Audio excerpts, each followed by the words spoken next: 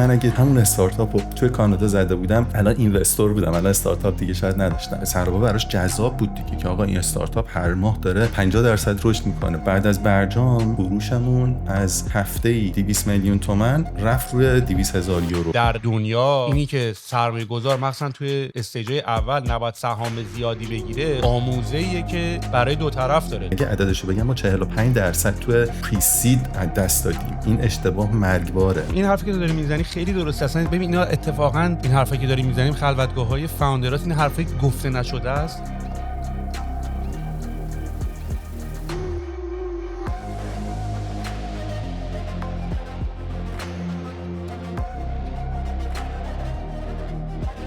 تو یک ذهنیتی که داری آقا بین 3 تا 5 سال باید در این استارتاپ رو ببندی، سود کنی، بکشی بیرون. اصلا ریز برای چی بکنیم؟ اگه محصول درست کار بکنه تو خودت میتونی پول از توی مارکت، از توی همین محصول در بیاری. الان در حال حاضر بیشترین ارزش و ولیوی که الان داره به من میده همین سیگنالای بای و هولد و سله. سیج فود ما 2 هفته پیش سافت لانچش کردیم، الان رو S&P 500.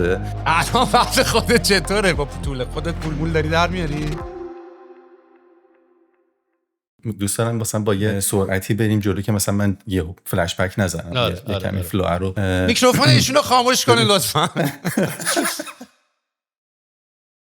اسپانسر این قسمت از پادکست طبقه 16 شرکت لیمو هسته. اونایی که تجربه خرید هاست و سرور و دامنه دارن احتمالاً اسم لیمو هاست رو شنیدن. من یه چرخی توی توییتر زدم که ببینم ملت راجبشون چی میگن و دیدم که عمدتاً خیلی از شرکت لیمو هست و خدماتش راضیان. علل خصوص که دیدم خیلی تعریف میکنن از پشتیبانی و ساپورتش. همونطوری هم که میبینین خودشون خیلی اکتیون و به سوالا و منشنات جواب میدن.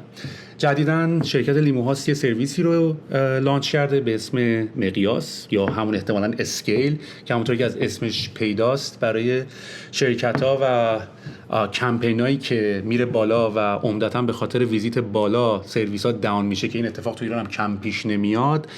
این سرویس پاسخگوی این نیازه. اگر شما هم یه همچین مسئله‌ای تو شرکتتون دارین حتما با تیم پشتیبانی مقیاس و شرکت لیمو هاست تماس بگیرین، باشون مشورت کنین و ببینید که آیا راهکارشون به درتون میخوره یا نه. دم شما گرم. بریم سراغ پادکست. این خلبانا که میشینن پشت پرواز، این ریکورد اون ریکورد، این ست آن. شروع کنیم. بریم آقا. چطوری علی جعفری؟ قربونت برم. خوبین؟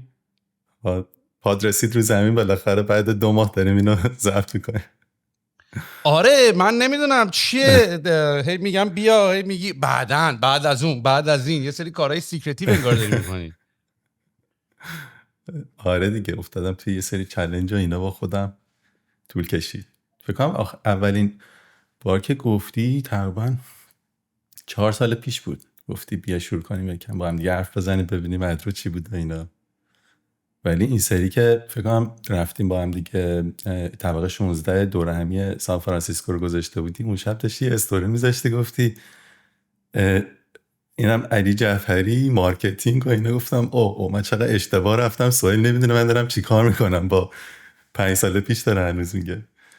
دیدم که نه لازمه که بیایم مثلا حرف بزنیم. آره. خب آشنایی منو علی برمیگرده به همون دوره که من ایران بودم و علی هم ایران بود و تو اون بازه زمانی ادرو رو داشتی. جفتمونم دلامون پره. حالا ادرو چی بود؟ چی کارش کردی؟ کجا کشیده شد آخرش؟ از اول بگم یا میخوای از آخر بگو؟ از اول بگو دیگه. ببین اگه خیلی اولشو بگم، ادرو تو دیمون شروع شد با احمد رضا و امید. ما داشتیم موقع شروع کردیم که یه اد نتورک بزنیم. قبلترش هم که چرا اد نتورک بزنیم، چون این نتورک بود. من مشتری این نتورک بودم. اون موقع یه پلتفرم بازرگانی داشتم. بعد میخواستم تبلیغات کلیکی بکنم. با کلیک فکر کنم 12 تومن و 20 تومن شروع کردم، 20 تک تومنی. بعد انقدر این نتورک کیفیتش اون چیزی که میخواستم نبود. بعد همیشه سوال این بود آقا چرا اینجوریه، مگر یعنی اینه؟ بعد رفتیم روی گوگل ادز، هنوز اون موقع فیلتر نشده بود و داستان نداشتیم. بعد دیدم که کانورژن گوگل ادز خوبه، بعد افتادیم توی این مسیر که خب اصلا چرا اد نتورک نزنیم. بعد دیگه با مسعود که دوست دوران مدرسه هم بود شروع کردیم. مسعود خسروی خیلی اهل سوشال مدیا و اینا اونقدر نیست، ولی فکر کنم مسعود دیدی توی دبی. با مسعود شروع کردیم، بعد علیرضا محمودی سی تی او و کوفاندرمون جوین شد که هنوزم توی سیج بودم، با علیرضا و مسعود کوفاندریم و داریم کار میکنیم دیگه. از اونجا شروع کردیم رفتیم توی دیموند و توی دیموند داشت آروم همه چی پیش میرفت.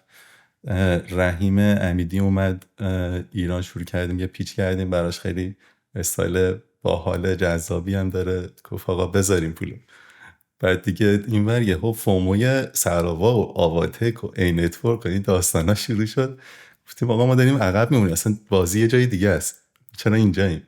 بعد دیگه با اتفاقی توی جشنواره وب با شایان آشنا شدیم و یه ذره اونجا صحبت کردیم.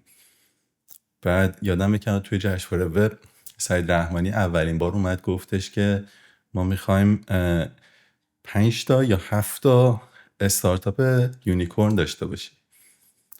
بعد که روی دیجیکالا هم اولین بار اونجا انانس کرد که روی دیجیکالا اینوست کردیم.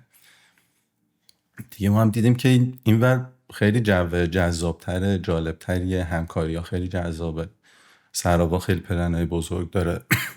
با شایانم خیلی ما ادبیاتمون مشترک بود، دیدیم که خب چرا نه بیایم اینور. یه کوینوستمنتی ای نتورک و سراوا با همدیگه انجام دادن روی ادرو.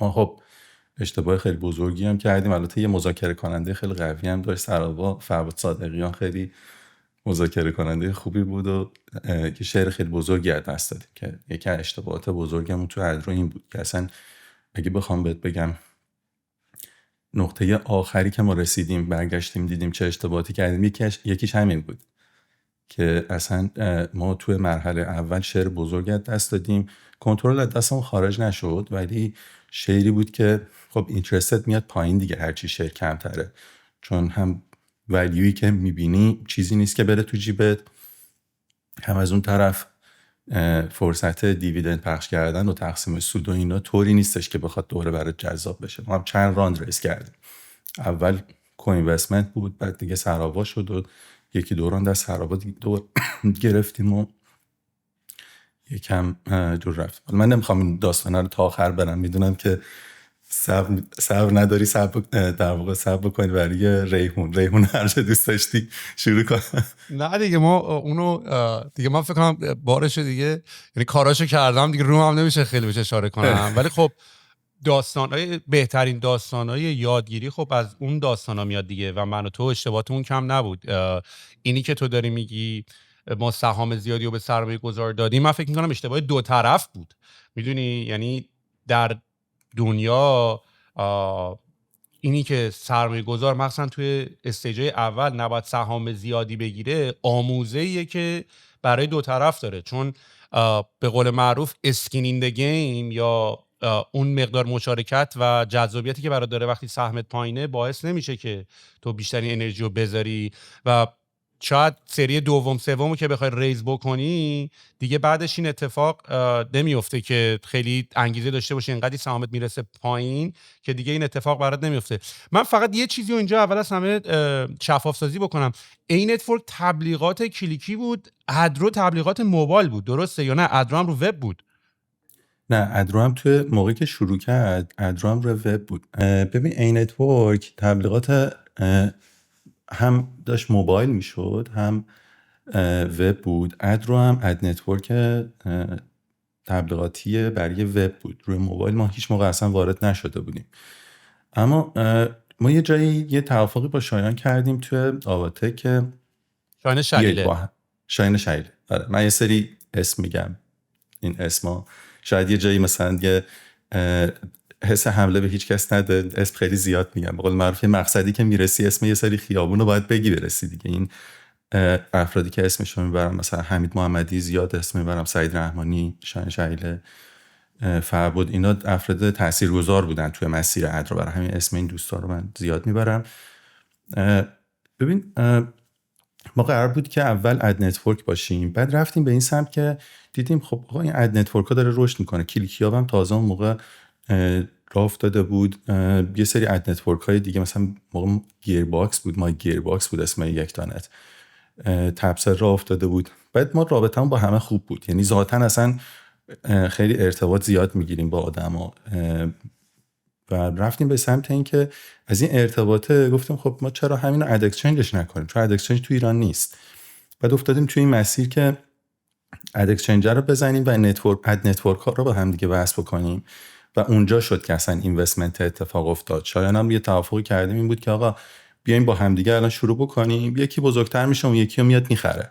این ویژن خیلی قشنگ بود. گفتیم خب حتی اگه تو شیر زیادی هم از دست بدی، تو اون اکویزیشنه کش خوبی جنریت میشه.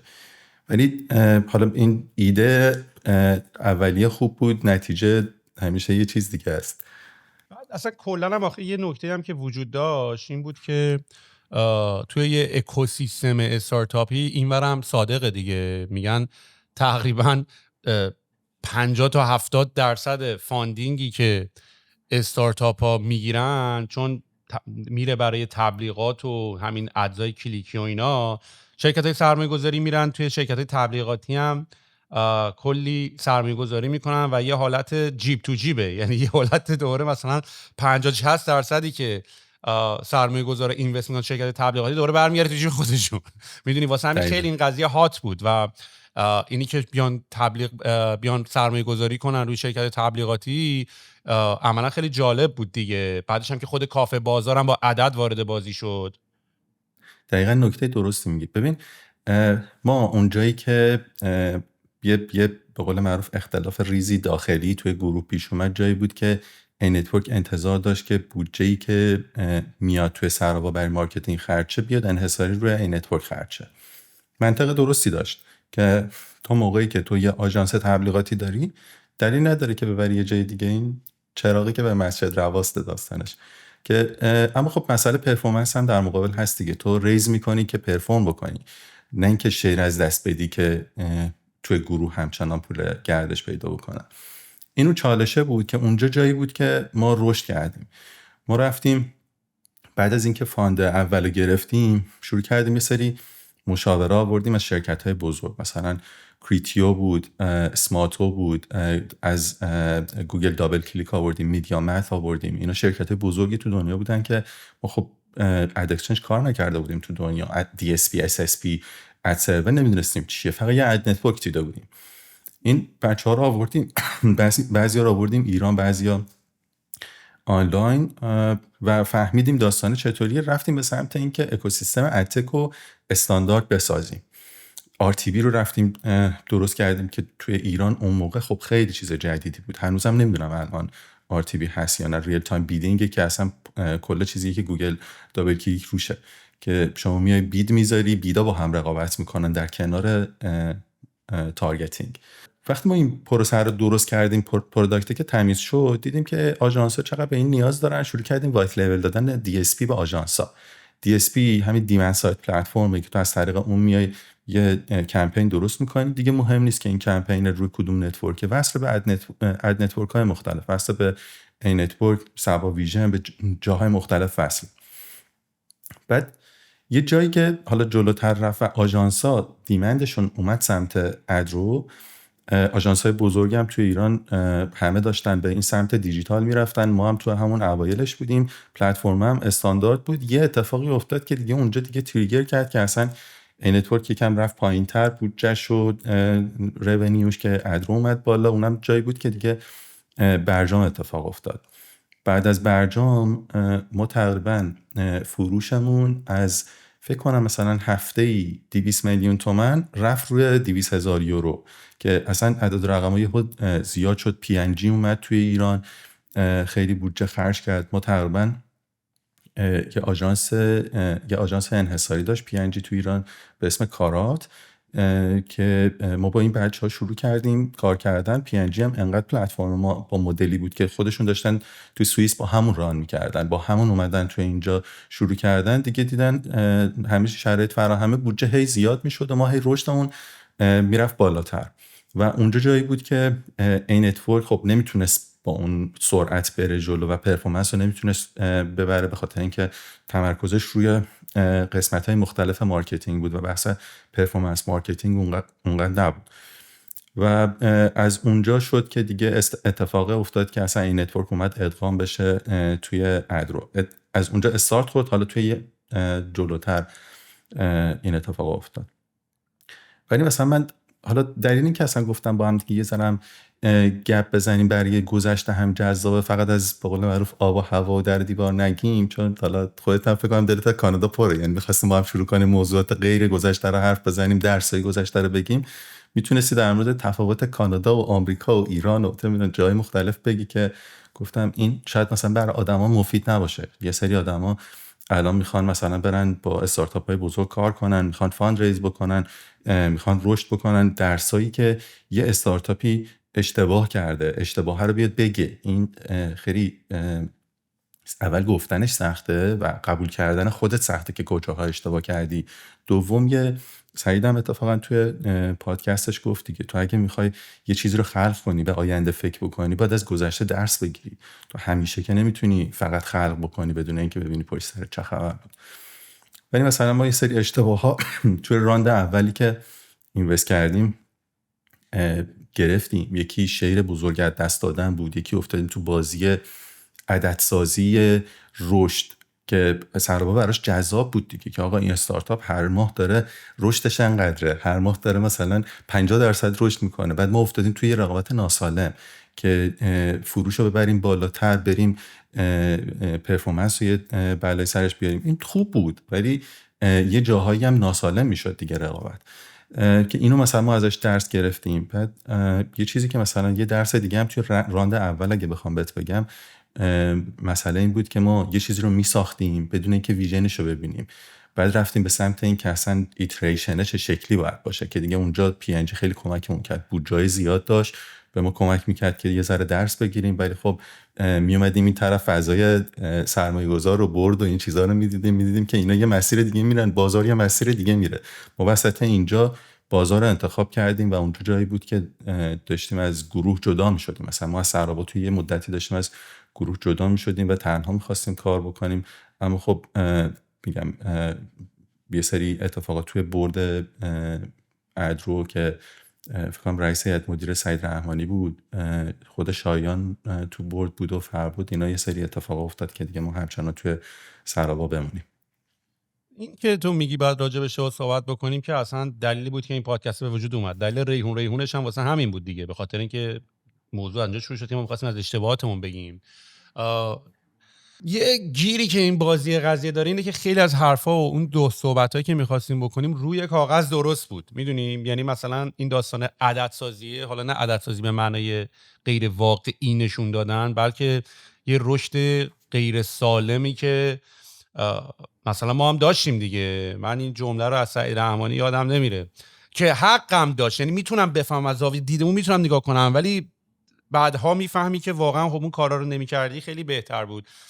حتی حالا من ادعا میکنم بعدها هم نه، همون موقع هم معلوم بود میدونستیم.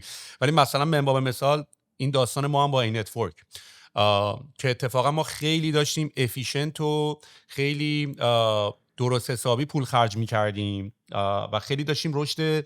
مثلا ریحو خب واقعا رشد نسبتا سریعی داشت به عنوان یه استارتاپی که تازه تو اون اکوسیستم به وجود اومده و هم خوب ریس کردیم نسبتا، همین که خیلی افیشنت شروع کردیم، پروداکت رو ساختیم، خیلی سریع مارکت شیر گرفتیم.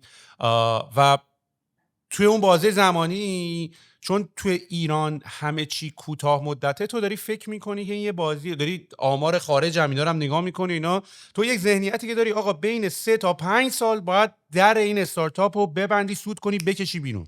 یعنی با مدل سیلیکون ولی استارتاپ های اینچنینی که قراره بیان بین بازه زمانی 3 تا 5 سال یه رشد فوق العاده سریع انجام بدن، اکوزیشن اتفاق بیفته، اکوار بشن و بریم مرحله بعدی. و چون این اتفاق خیلی سریع میفته، بازه زمانی هم 5 ساله، سرعت توش یه مقداری اذیت کننده شده بود. یعنی من با مثال مثلا ما فاندینگ داشتیم، یعنی پول تو حساب بود و مثلا من یادم سعید رحمانی گفتش که یه جلسه هم بود، ما هم شاهین شایلم بود و گفتش که آقا اومد به من گفتش که سهیل اگر تارگتاتو یه مقداری هم خیلی نامردی همه دیلامون بود دیگه، یاد باشه دیگه. مثلا یه جاهای دیگه این آخرا که می‌خواستی فاندینگ بگیری دیگه، نه که خب اینوستور دیگه‌ای هم توی مارکت نبود و تو هم تو بازی بودی و شروع کرده بودی، یه مقداری وزنه سنگین ترازو سمت سرمایه گذار بود برای اینکه با تو بارگین بکنه و باهات بخواد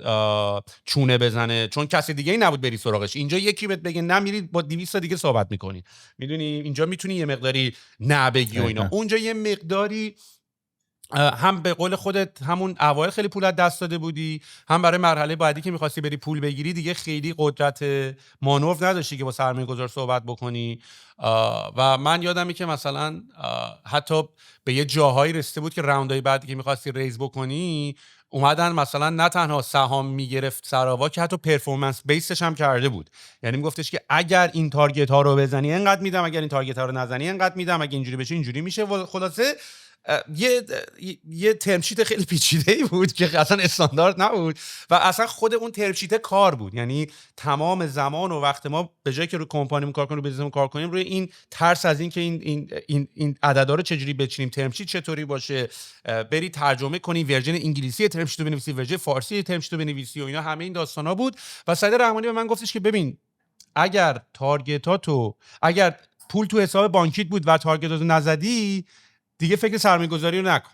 میدونی به چه معنا؟ یعنی که آقا برو پوله رو خرج بکن و تارگتاتو بزن، که مثلا نتیجهش هم شد مثلا تخفیف 80% دیگه. میدونی که آقا عددا رو بریم بزنیم 80% پولمون رو سریع خرج کنیم. ببین اتفاقات بعدی که میفته، پولت سریع خرج میشه، به سرعت خیلی زیادی فشار میندازی رو سیستم، تیم میره زیر فشار. که حالا مثلا اون موقع میتونستی با جملات خیلی خوب اینا رو مثلا شبیه سازی بکنی دیگه. بله ما رفتیم زیر استرس تست ببینیم آیا میتوانیم تعداد اوردرهای بالا رو مثلا ببریم. یعنی اینجوری مغز خودمون رو آماده میکردیم که آقا کاری هم که کردیم خیلی اشتباه نبوده و عددا رو هم میزدی و بعد این نمودار رشدت هم اینجوری میشد. یه بار خیلی بالا زدی، یه بار خیلی پایین زدی و حالا همه این اتفاقا رو میتونستی به عنوان خاطره خوش تلقی بکنی اگر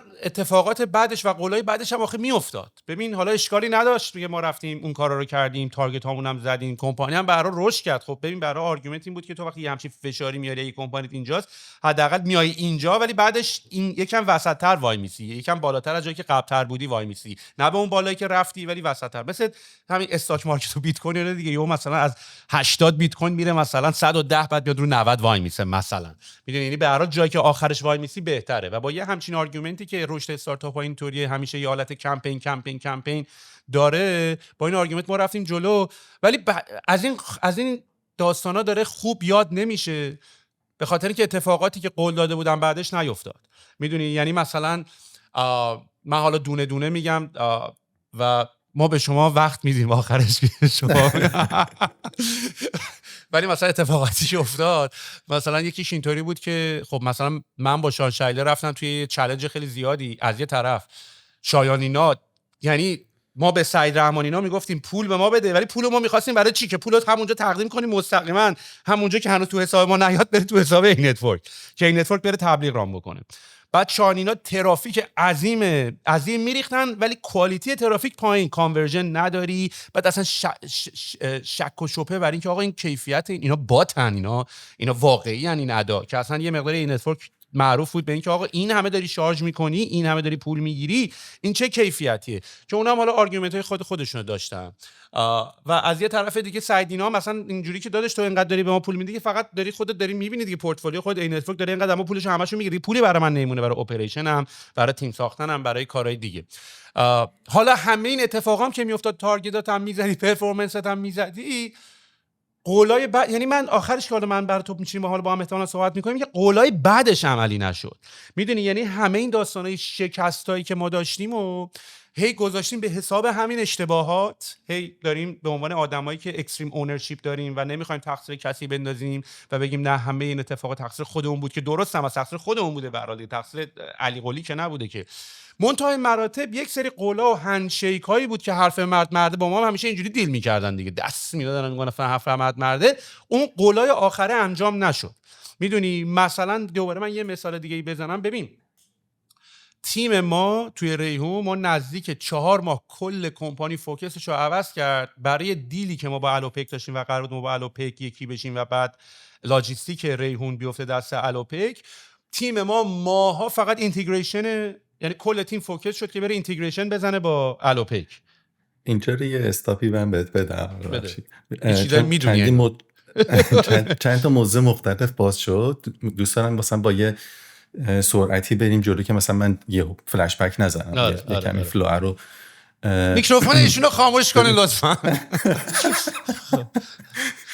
ببین بازی عدده، یعنی نمیگم عدد سازی معنی عدد فیک نیست، عدد سازی این که رشد رو باید نشون بدی. نمودار باید ماه بعد توی بورد مطرح میشه، نمودار از قبلی پایینتر قبول نیست. این ساپلای دیمند درست میکنه. جاییه که مثلا ادرو میاد میگه که آقا من خریدار ترافیکم، برای اینکه گروه سراوا داره پول خرج میکنه، به سایت ها میری میگی که آقا این جایگاه تو اگه مثلا سبابیجن میخرید انقدر، من میام انقدر میخرم. سایت ها میان مجبور میشن سایزایی که قول دادن رو بردارن کوچیک بکنن. این 125 بود که همه ازش متنفر بودن، ولی دور تا دور سایت ها چیده میشه. این از دیمند زیاد میاد دیگه. سایت میومد شروع میکرد سایز کوچیک کردن، بعد میدید خوب نیست، کمه، همچنان نیاز به ترافیک هست، میرفت سایت دوباره میزد. ما یه تعداد آدم بودن که یه گروه سایت داشتن، خودشون اد نتورک شدن اومدن تو SSP وصل شد. یعنی ما سایت ها رو کردیم اد نتورک، بعدن انقدر حجم دیمند زیاد شد و دیمند هم که وقتی میره بالا خب ترافیک یه ذره اون وسط گم میشه دیگه، ترکش مانیتور کردنش. یه مشکل بزرگم که اد اکسچنج داشتن و اد نتورک داشتن توی ایران بود که هنوزم هست، ولی نمیدونم الان چطوری دارن حلش میکنن و الان کانورژن چطوریه.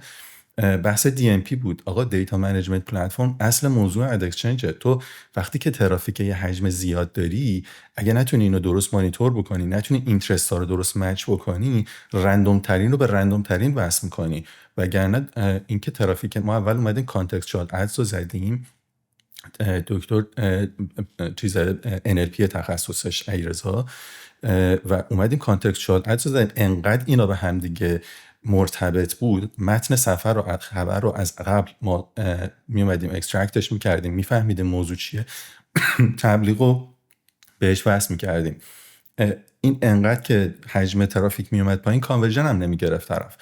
دوباره خلاصه این رندوم به رندوم بودنه و عدد فقط هر ماه گذاشتنه مشکلات زیادی درست کرد. مثلا تو همون بین ما یه جایی شد که بعد از برجام یه سرمایه‌گذاری بین 10 تا 15 میلیون دلار، من هیچ موقع این عددش رو نفهمیدم آخر چقدر، سراوا رفت ریز کرد برای ایجاد یه گروهی به اسم PPG.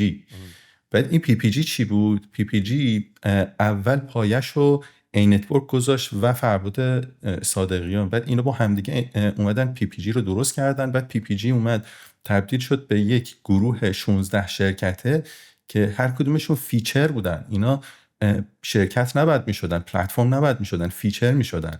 ولی میخوام بهت بگم که این فشار آوردنه چه بلاهایی سر استارتاپ ها و اکوسیستم می آورد از سمت بورد که آقا هر ماه باید این نمودار رشد بهتر کار کنن. و این 16 تا شرکت درست شد که من یادمه فربود و سعید رحمانی که رفتن لندن برای قرارداد با WPP بزرگترین شرکت تبلیغاتی دنیاست. توی ایران هیچ موقع هیچ آژانسی نداشت و ما اولین PPG به همراه 16 تا شرکت زیر مجموعش، اولین اکسکلوسیو افیلیت WPP بود. همین الان WPP اد رو سرچ بکنی میاد که این قرارداد چطوری بود. ساختمون ما تو تورنتو توی WPPه، یعنی ما یه طبقه‌ش این، بقیه طبقه ها اونا. ببین وقتی که حتی این خبر اومد بیرون اون شب، انقدر عجله شده بود در مورد همه چیز که باید رشد بکنیم.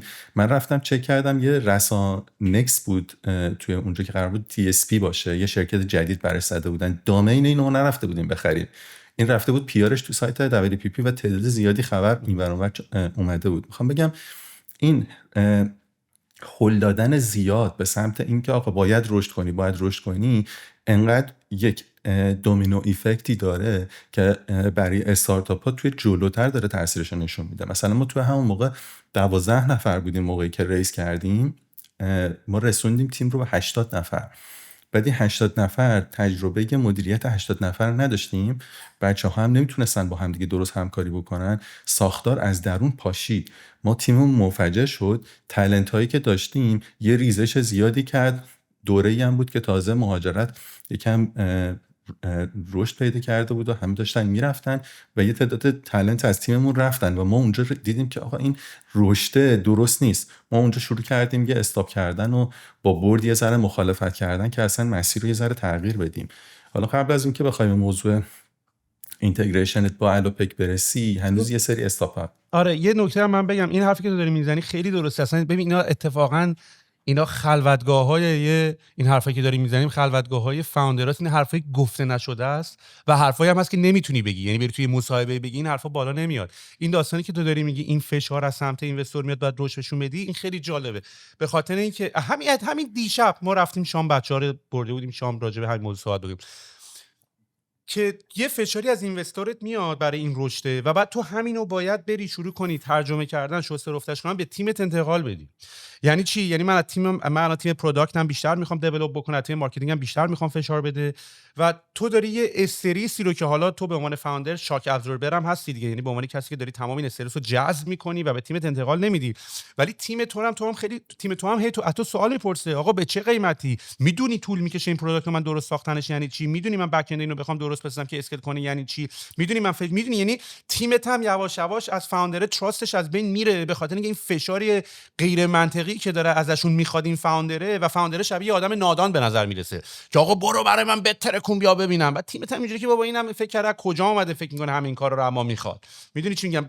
مضاف بر این که داداش تیم تو که از سیلیکون ولی بردن چی آوردی، این بنده خودم تازه اولین بار داره گوگل ادز میبینه. میدونی دقیقاً همینطوریه. ببین مثلا این ویژن پروداکتت هم تغییر میده دیگه. مثلا ما جایی که میبینیم باید آخر ماه یه چیزی رو دلیور بکنیم، عدد نشون بدیم که ما رشد کردیم، جاییه که ما هم میایم وقتی توی جلسه رودمپ با پروداکت میشینیم ویژن رو نمیری دلیور بکنی، ولیو رو نمیری تمرکز بکنی. ولیو دلیور کردن یه پروسه طولانیه. تیم پروداکت اون موقع میاد میشینه روی فیچر دلیور کردن. فیچر چیه؟ اینه که یه فیچری رو بزنه بیاره بالا که همون لحظه بره توی فروش، همون لحظه مشتری که میتونی بگیری رو جذبش بکنی، فروشت بره بالاتر. یعنی تو فشار از بورد که دوباره از کجا ناشی میشه؟ از شیر زیادت دست دادن به خاطر تمرکزی که دیگه فاندر نداره و اون ویژنی که قرار بود باشه و اتفاق نمیفته توی مسیر. یه نکته‌ای هم توی صحبتات گفتی که آقا ما یه دستی با هم دیگه دادیم، یه حرفی زدیم، یه چیز دیگه شد. بحث این بود که یک دیسکانکتی بود بین این که چون فشار از سمت دولت به سراوا اونم تأثیر میذاشت روی ارتباط سراوا با ما. یه جاهایی بود که آقا تو باید رشد بکنی چون پول داره میاد. یه جاهایی بود که میرفتی توی جلسه میشستی، بحث این بود که خب ما ماه پیش داشتیم پلن ریز جدید رو میذاشتیم، این ماه داریم در مورد بستن اد رو حرف میزنیم، اصلا در مورد یه سری موضوعات متناقض عجیب حرف میزدیم که ما نمیتونستیم بفهمیم موضوع چیه. اونجا جایی بود که اصلا ما ارتباطمون رو با بورد کم کردیم. من یادم توی جلسه‌ای داشتیم با ما قبلتر خب با دیجیکال رابطه‌مون خیلی نزدیک شده بود به خاطر اینکه پرفورمنس رو دلیور می‌کردیم. تیم پرفورمنس مارکتینگ دیجیکالا میفهمیدیم چی میخواد. بعد به یه نتیجه توی جلسات رسیده بودیم که آقا شما افلیت مارکتینگ میخواد، سیستم همکاری در فروش. بعد اومدیم اینو گذاشتیم جلوی بورد، شایان و فرباد و سعید رحمانی. توی اون جلسه امضا شد صورت جلسه که اد رو همکاری در فروش نمیزنه. دلیلش چیه؟ دلیلش اینه که اگه همکاری در فروش بزنه نتورک نمیتونه بفروشه، عدد نمیتونه بفروشه، چون اینا کلیکی هن. کلیکی یعنی تو باید خودت مسئولیت پرفورمنس مدیریت کردن و مانیتور کردن رو داری، ولی افیلیت داره اون شرکت مسئولیت رو به عهده میگیره و تا اکشن اتفاق نیفته پول بر نمیداره. این چیزی بود که ما به شدت برد باهاش مخالفت کرد. ولی من و مسعود چون نشونه هایی دیده بودیم که آقا برد همیشه به نفع جلو نمیره، به نفع استارتاپ فکر نمیکنه، برد داره دید دیگه ای رو داره که منطقیه. سعید همیشه میگه من چند تا کلاه دارم، کلاه رو میذارم. اینو تو جلسه یه پرانتز من وا کنم. 2 تا اتفاق آخه برای سراوا افتاده بودی که شبیه این ویسی خارجی اینور نبود. یکی این که به خاطر پورتفولیویی که داشت مجبور بود که اون یه هدف داشت که همه این پورتفولیو رو یه جوری الاین کنه با هم که شاید برای اون منطقی بود ولی برای تو به عنوان یه استارتاپ جدا منطقی نبود. یعنی اون می‌خواست یه مجموعه‌ای رو با همه کارهایی که می‌خواد برای خودش الاین کنه که بگه اگه این نتورک هست، این هست، این هست، این هست، برای من میشه پورتفولیو من. برای یه استارتاپ تنها معنی نمیداد. این یک. دو، خود سراوا هم عین یه استارتاپ صندوق سرمایه‌گذاری سراوا. یعنی تمام این اون، یعنی سعید به ما فشار می‌آوردن برو عدداتو بزن، اونم بعد میرفت تو بورد خودش فشار می‌آورد که بورد خودش که پامگرینیت تو چند تا دیگه بودن هم بیان اونم اینوستمنت بگیرن. یعنی ما باید چی میگفتن جور برد سرها رو میکشیدیم. دقیقا. ببین اینجا جاییه که تو اگه به بردت اعتماد داشته باشی که داره ویژنی که میگه، دستی که داده رو داره انجامش میده، جاییه که تو هم اعتماد میکنی و دیگه این اتفاق نمیافته که تو بری به سمتی که برد راضی نیست. مثلا چی؟ من یه پیام به سعید دادم، حالا پیچایی هم اینو نگفتم، به سعید گفتم سعید جان اگر سک انجین از زن کوفاندر یه استارتاپ اگه ویژن اگزیت نداشته باشه، اگه استراتژی اگزیت فقط برای ویسی باشه، برای استارتاپ نباشه به طوری که فاندر بخواد سود برداره، کوفاندر استارتاپ میره سایت بیزنس میزنه. تو همون اکوسیستم بچهای کوفاندری زیاد بودن که سایت بیزنس داشتن، از ریسورس شرکت استفاده میکردن برای اینکه مجبور بودن، چون ویژنی برای اگزیت نبود. تو این اتفاقا از سمت یعنی تاپ داون قطعا چیز باتم اپی نیست. تو وقتی بدونی که داره استارتاپ به سمتی میره که ولیویی که میسازی رو بتونی اکسیت بکنی، همه اون ولیو رو میخوای، همه ریسورس و همه توان و تمرکزت رو میذاری برای اینکه دلیور بشه و اون ویژن اتفاق بیفته و ولیو هم انجام بشه. من حالا برگردم به صحبت قبلیم ادامهش رو بگم. ببین اون جایی که ما مخالفت ها از سمت برد دیدیم برای افیلیت و اون جایی که از مشتری که دیجیکالا بود یه تعهد شفاهی گرفتیم که ما اگه این افیلیت و همکاری در فروش رو بسازیم تو میخری، بحث هم سابسکریپشن سنگین ماهیانه بود، هم بحث کامیشن بود که ما از هر خرید داشته باشیم. ما وقتی تایید اینو گرفتیم رفتیم 5-6 ماه زمان گذاشتیم با یه سرعت خیلی زیاد بدون اینکه بردمون بدونه همکاری در فروش رو دلیور کردیم، پروداکت رو آوردیم، رفتیم توی دیجیکالا اینتگریشن رو انجام دادیم. انقدر این همکاری در فروش خوب کار کرد که ما فروشمون رو 3-4x توی یه بازه مثلا 2-3 ماه برد بالا. انقدر این جذاب شد هم برای دیجیکالا هم برای ما و هم بعدن سراوا و برد که دیدن ما در نهایت رفتیم اینو انجام دادیم دیگه نمیتونستن مخالفت بکنن و فروش انقدر رفت بالا. اصلا دلیل اگزیتمون و خرید دیجیکالا بحث همین افیلیت شد.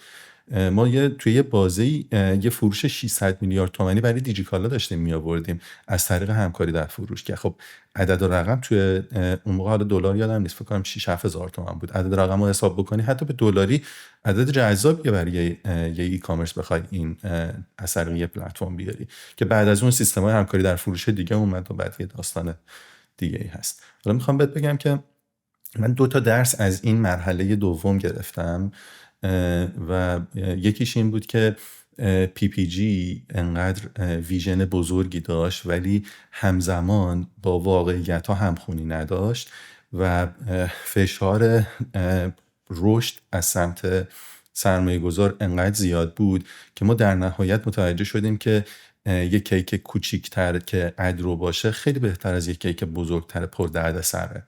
ما اونجا بود که فهمیدیم ورود به PPG اشتباه بود، ولی دیگه کار از کار گذشته بود و ما وارد PPG شده بودیم و در نهایت هم PPG شد ادرو شد PPG، چیزی که ما بیسش رو نذاشته بودیم، بیس اون 16 تا شرکت ما نذاشته بودیم که اینم حالا یه داستان دیگه داره که الان سعی می‌کنم که روی یه خطی بریم جلو که شاید یه سری بحثا برای همه شفاف نباشه بخواد گمراه بکنه. یکم جلوتر این موضوع میگم.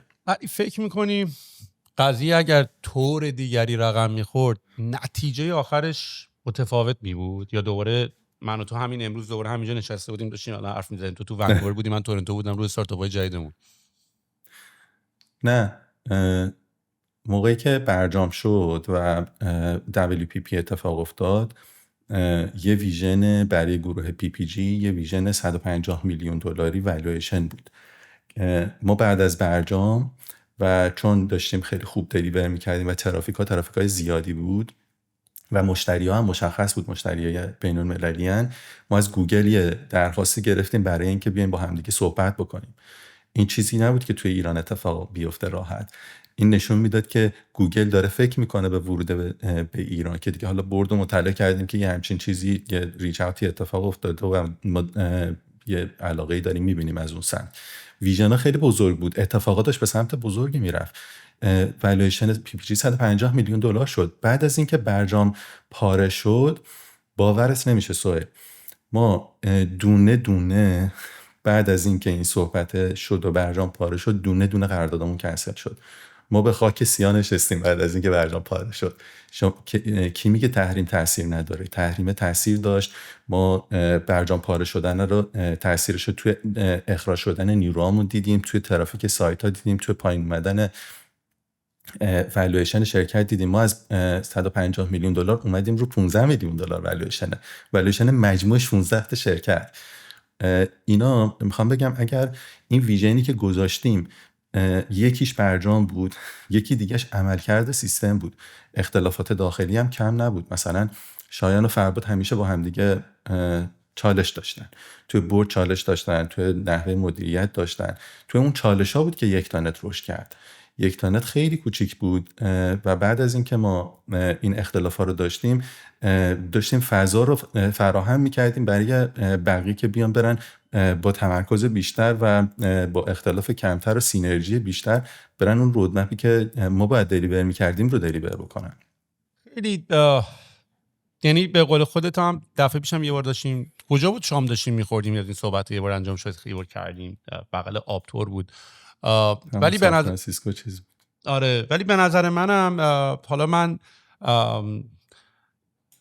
اشتباهات خودم کم نبود، ولی بزرگترین اتفاقی که فکر میکنم اگه برمیگشتم عقب، که البته باید این سهیل علوی جدید میبودم برمیگشتم عقب، این بود که با تخم‌های بزرگتری با آدما حرف میزدم. یعنی اون بحث عدم اعتماد به خودت هم بود دیگه. به هر حال ما داشتیم فکر میکردیم که بابا یه شرکت سرمایه‌گذاری به این بزرگی و پولایی که در آن جالبه و نمیدونم داره وارد قضیه میشه و اینا، خیلی ما میتونیم، یعنی خیلی گوش شنوا داشتیم. و بعدش هم آخه خب توی آموزه های استارتاپی هم این هست که فاوندرها باید کوچبل باشن، فاوندرها باید بتونن خوب گوش بکنن. یا همیشه این داستان این که مثلا من همیشه با سعید حرف، شما خودم با سعید حرف به 5 دقیقه نمیکشید، ما هم داشتیم جر و بحث میکردیم، همش اینطوری بود که سوال کوچبل باش، میدونی، یعنی از فاوندری که اینقدر بخواد حرف خودش رو بزنه و گوش نکنه و اینا. خب در آموزه ها هم دیدیم که خوب نیست دیگه، فاوندر باید گوش کنه، نمیدونم حالا،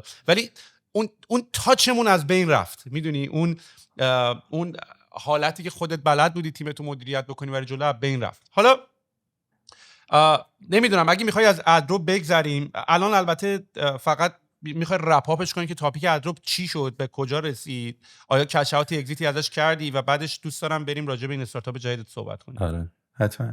اگه نکته آخر در مورد ادرو اگه بگم، جایی بود که دیگه پول نبود، ویژنی هم برای ورود پول نبود، سرابا هم توی PPG به بنبست خورده بود. ما رفتیم با گروه بوتان صحبت کردیم، یه فامیلی آفیس طورین که بیان اینوست بکنن. خب یه رابطه آبگرم می‌زدن دیگه، بوتان ولی خیلی گنده در صحبت بود.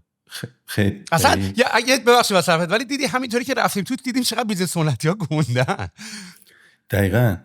سرابام اتفاقا LPA اینطوری زیاد داشت، فکر کنم چیتوز بود و یه سری LPA اینجوری داشت. ما حالا به خاطر رابطه شخصی یه ذره تونستیم اعتماد رو جلب بکنیم به این که در واقع بوتان داشت یه دونه VC استارتاپی هم اون موقع میزد که پایه‌شو گذاشته بود. بعدن هم یه سری اینوستا کردن، اومدن اینوست بکنن روی ادرو و صحبت اصلا این شد که ما بریم به سمت این که اینوست مستقیم بشه. بعد دیگه پای سراوا اومد وسط توی یه سری جلسات. سراوا تو اونجا یه نمیدونم کلمه مناسبش، یه ظلمی کرد و اومد اینوست رو از روی ادرو برداشت برد روی پی پی جی و برد تبدیلش بکنه گروه بوتان رو به یک LP برای سراوا که گروه دیجیکالا هم باشه. اینا باید اینوستاشون تو سطح بالاتری باشه و اینها که اصلا اون اینوست کنسل شد و اصلا اون گروه هم گفتن ما دیگه روی سراوا هیچ اینوستی دیگه نمی‌کنیم. این چیزایی بود که ما هی تلاش کردیم که حتی سراوا هم اشتباه میکنه، پولم نمیتونه بیاره، ما بریم جبرانش بکنیم که توی اونجا هم این اتفاقا افتاد. چه نکته جالبی داریم، یه اتفاق برای ما هم افتاد. یعنی اینوستورهای یونانی هم که ما داشتیم دیدیم دارن راجع به 3 4 5 پروژه دیگه هم دارن تو ایران صحبت میکنن. حالا نمیگم اشکال داره، ولی فوکس رو ور میداره از روی یه دونه استارتاپی که اومدی برای اون سرمایه گذاری کردی. یعنی سرمایه گذارای ما همش میدیم توی بازی دیگه یه بازی دیگه دارن میکنن. آره. که دیگه ما حالا بحث چیز شد که بریم توی دیجیکالا ادغام شیم. من و مسعود یه جلسه با حمید محمدی داشتیم که اصلا بریم ادرو رو، خب ما نزدیک اون موقع 80% بودجه مارکتینگ دیجیکالا داشت توی ادرو خرج میشد توی دیجیتال. عدد رقم بزرگ بود. دیجیکالا فکر می‌کرد خب ما ادرو رو بیاریم توی دیجیکالا، یه پلتفرم بزنیم برای سلر ادز بزنیم که برندها همزمان بودجه مارکتینگشون رو بیارن توی دیجیکالا هم خرج کنن. ایده قشنگه، مدیا هم مدیای تمیز و درستیه، اما خب نحوه اجراش هم مسئله است دیگه. که دیگه اونجا ما یه سری چالش‌های فرهنگی خوردیم مثلا، که ما بعد از این که اصلا وارد شدیم بخوایم بریم. حالا اول اینم تو پرانتز بگم که سراوا بازم نذاشت، ما قرار بود که ادرو رو مستقیم ببریم توی دیجیکالا بفروشیم و ادغام بشیم، که سراوا اصرار خیلی زیاد داشت که ادرو به تنهایی نمیره. من یادم بعد از جلسه با حمید، سعید خودش به من زنگ زد و گفت که اصلا فراموش کن فروش ادرو به دیجیکالا رو، پی پی جی باید بره توی دیجیکالا. که اینم اون جایی بود که ما هر جایی میرفتیم چون شیر زیادی از دست داده بودیم، در نهایت باید سراوا روی این چیزا توافق میکردیم. که در نهایت آره مشکلات اینطوری شد که اصلا پی پی جی اومد رفت توی دل دیجیکالا ادغام بشه. تعداد شرکت‌ها زیاد بود، بکلاگ مالی و اینا زیاد داشت و فرهنگی توی دیجیکالا طوری نبود که آماده M&A باشه. بچه‌ها هم اونقدر تجربه M&A نداشتن. قرار بود اصلا به سمت بره که اصلا اکوهایر بشه، تیم توی اونجا پلتفرم‌ها ادغام بشن و اصلا به سمتی رفت که اکویزیشن موفقی نبود. که حالا اینم خب خیلی من داستان سرش دارم، یعنی اصلا در مورد این موضوع که اصلا چرا توی دیجیکالا این اکویزیشن کامل اتفاق نیفتاد و درست اتفاق نیفتاد، یه سری پوینت هایی دارم که انقدر این پوینت ها شاید مثلا اگریسیو بود که جلوی خودم میگرفتم صحبت نکنم. چون من سناریوهایی که دیدم بعد از این که ما توی جلسه بودیم با حمید، میرفتیم به نتیجه‌ای که باید نمیرسید، قرارداد 3 سال قرارداد امضا نمیشد و هر روز هی بندش آپدیت میشد، والویشن آپدیت میشد. این همچنان داره اتفاق میفته که این برای منم عجیب بود. اتفاقا با هم صحبت میکردیم، من داشتم بهت میگفتم تو یادت رفته، تو خیلی چیزا رو یادت رفته. نمیدونی که اون اتفاقاتی که افتاد فقط برای تو نبود. این انگار که یک مدلی بود که باید در مورد همه اتفاق میافتاد که والویشنشون بیاد پایین، توی یه پروسه‌ای برن که ولیو دلیورشن منتقل شه. به قول آقای ناصرآبادی این جعبه مارگیریه باز بشه.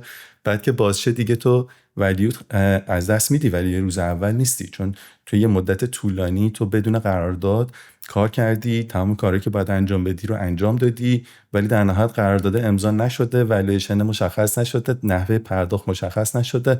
خب تو دست پایین رو داری دیگه، تو دیگه قطعا قرار نیستش که با والویشن روز اول بیای بشین اونجا طلب مالی بکنی. اصلا این بخش پرداخت کردن پول سراوا به استارتاپ ها بزرگترین ظلمی بود که در حق همه کردن. یعنی من برای اینکه پول رستوران رو تصفیه حساب بکنیم، من یعنی دیگه هی به برد بگی آخه بردمونم برد نبود، میدونی، یعنی از این بردای فیک بود که یه نفر سرش ولی آخرش باید مستقیم زنگ بزنی به سعید، میدونی. و ما حتی من یادم ما یه روزی پول رستوران رو نمیتونستیم تصفیه کنیم به خاطر اینکه هنوز سرمایه‌مون نیامده بود. و خب ما چرا باید پول رستوران رو تصفیه کنیم؟ سوالی که برای آدم‌ها پیش میاد، به خاطر اینکه چون سوال برای مردم اینه که مگه پول از رستوران نمیگیریم بعد میدیم بهشون؟ ولی خب اون هزینه کپکس خودمون روش کم شده، تخفیفایی که دادیم کم شده، به هر حال ما داشتیم از جیب خرج می‌کردیم همیشه به هر حال تا سال‌های اول. که حالا آخرش هم نتیجه بیزنسی که ما انتخاب کردیم اصلا اشتباه من شاید اصلا همین بود. من باید با علم این که بیزینس سفارش آنلاین غذا خیلی کپیتال اینتنسیو میرفتم تو بازی. البته با همین دیدم رفتیم و نه که این دیدو نداشتم. یعنی خب سراوا رو تو انتخاب کردی به خاطر اینجوری بود که آقا سراوا پول میتونه پروواید کنه و اونا خیلی رو مارکت اتفاقا اشراف داشتن. به هر حال این همه انالیسیس داشتن، مارکت خاورمیانه رو داشتن نگاه می‌کردن. من واقعا رفتم دبی، نون و طلبات و همه اینا رو دیدم. واقعا اینطوریه که داداش یا اسنپ اینا دیگه رو پول به دنیا اومدن، زنده موندن تا مارکت رو گرفتن و مونوپولی درست کردن. ببین حالا اگر بخوایم یه رپ آپ بکنیم از این داستانی که گذشت، چون میدونم توی 47 دقیقه هم یا توی یه ساعت راجبش صحبت کردن خیلی کمه تمام اتفاقاتی که افتاد، ولی اگه بخواید 3-4 تا پوینت کوتاه بگی که چه چیزایی یاد گرفتی، چه کاری رو نمی‌کردی و می‌کردی و چه اشتباهاتی انجام شد که استارتاپ‌هایی که الان میخوان شروع کنن اون کارا رو نکنن، چیا خواهد بود؟ ببین این موضوع میگم همه چیز در واقع تاپ داون بود. از اگه بخوام بگم چرا سراوا مشکل داشت، جایی بود که اعتماد وجود نداشت. اعتماد از دولت به سراوا که این پولی که داره میاد از کجا میاد.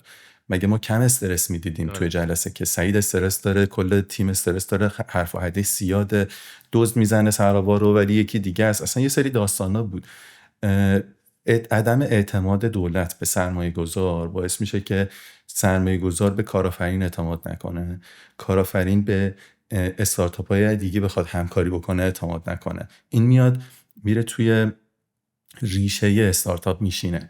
عدم اعتماد توی از دولت منتقل شد، در نهایت رسید به دیجیکالا و در نهایت رسید به ادرو. همه اینا با همدیگه یه زنجیر است، از هم جدا نیست. وقتی داره حمید محمدی توی یه سیستمی کار میکنه که مشکل داره و داره دائم به دولت یه سری جوابایی پس میده که نباید بده، اونجا جاییه که اون وقتی میاد توی جلسه با بورد میشینه همون جملات رو تکرار میکنه. ببین موقعی که مثلا مورد دوم اگه بگم، ارزشی که توی استارتاپ تو خلق میکنی، وقتی فرصتی برای نقد کردنش نداری به در دیوار میزنی، اصلا اشتباه میری.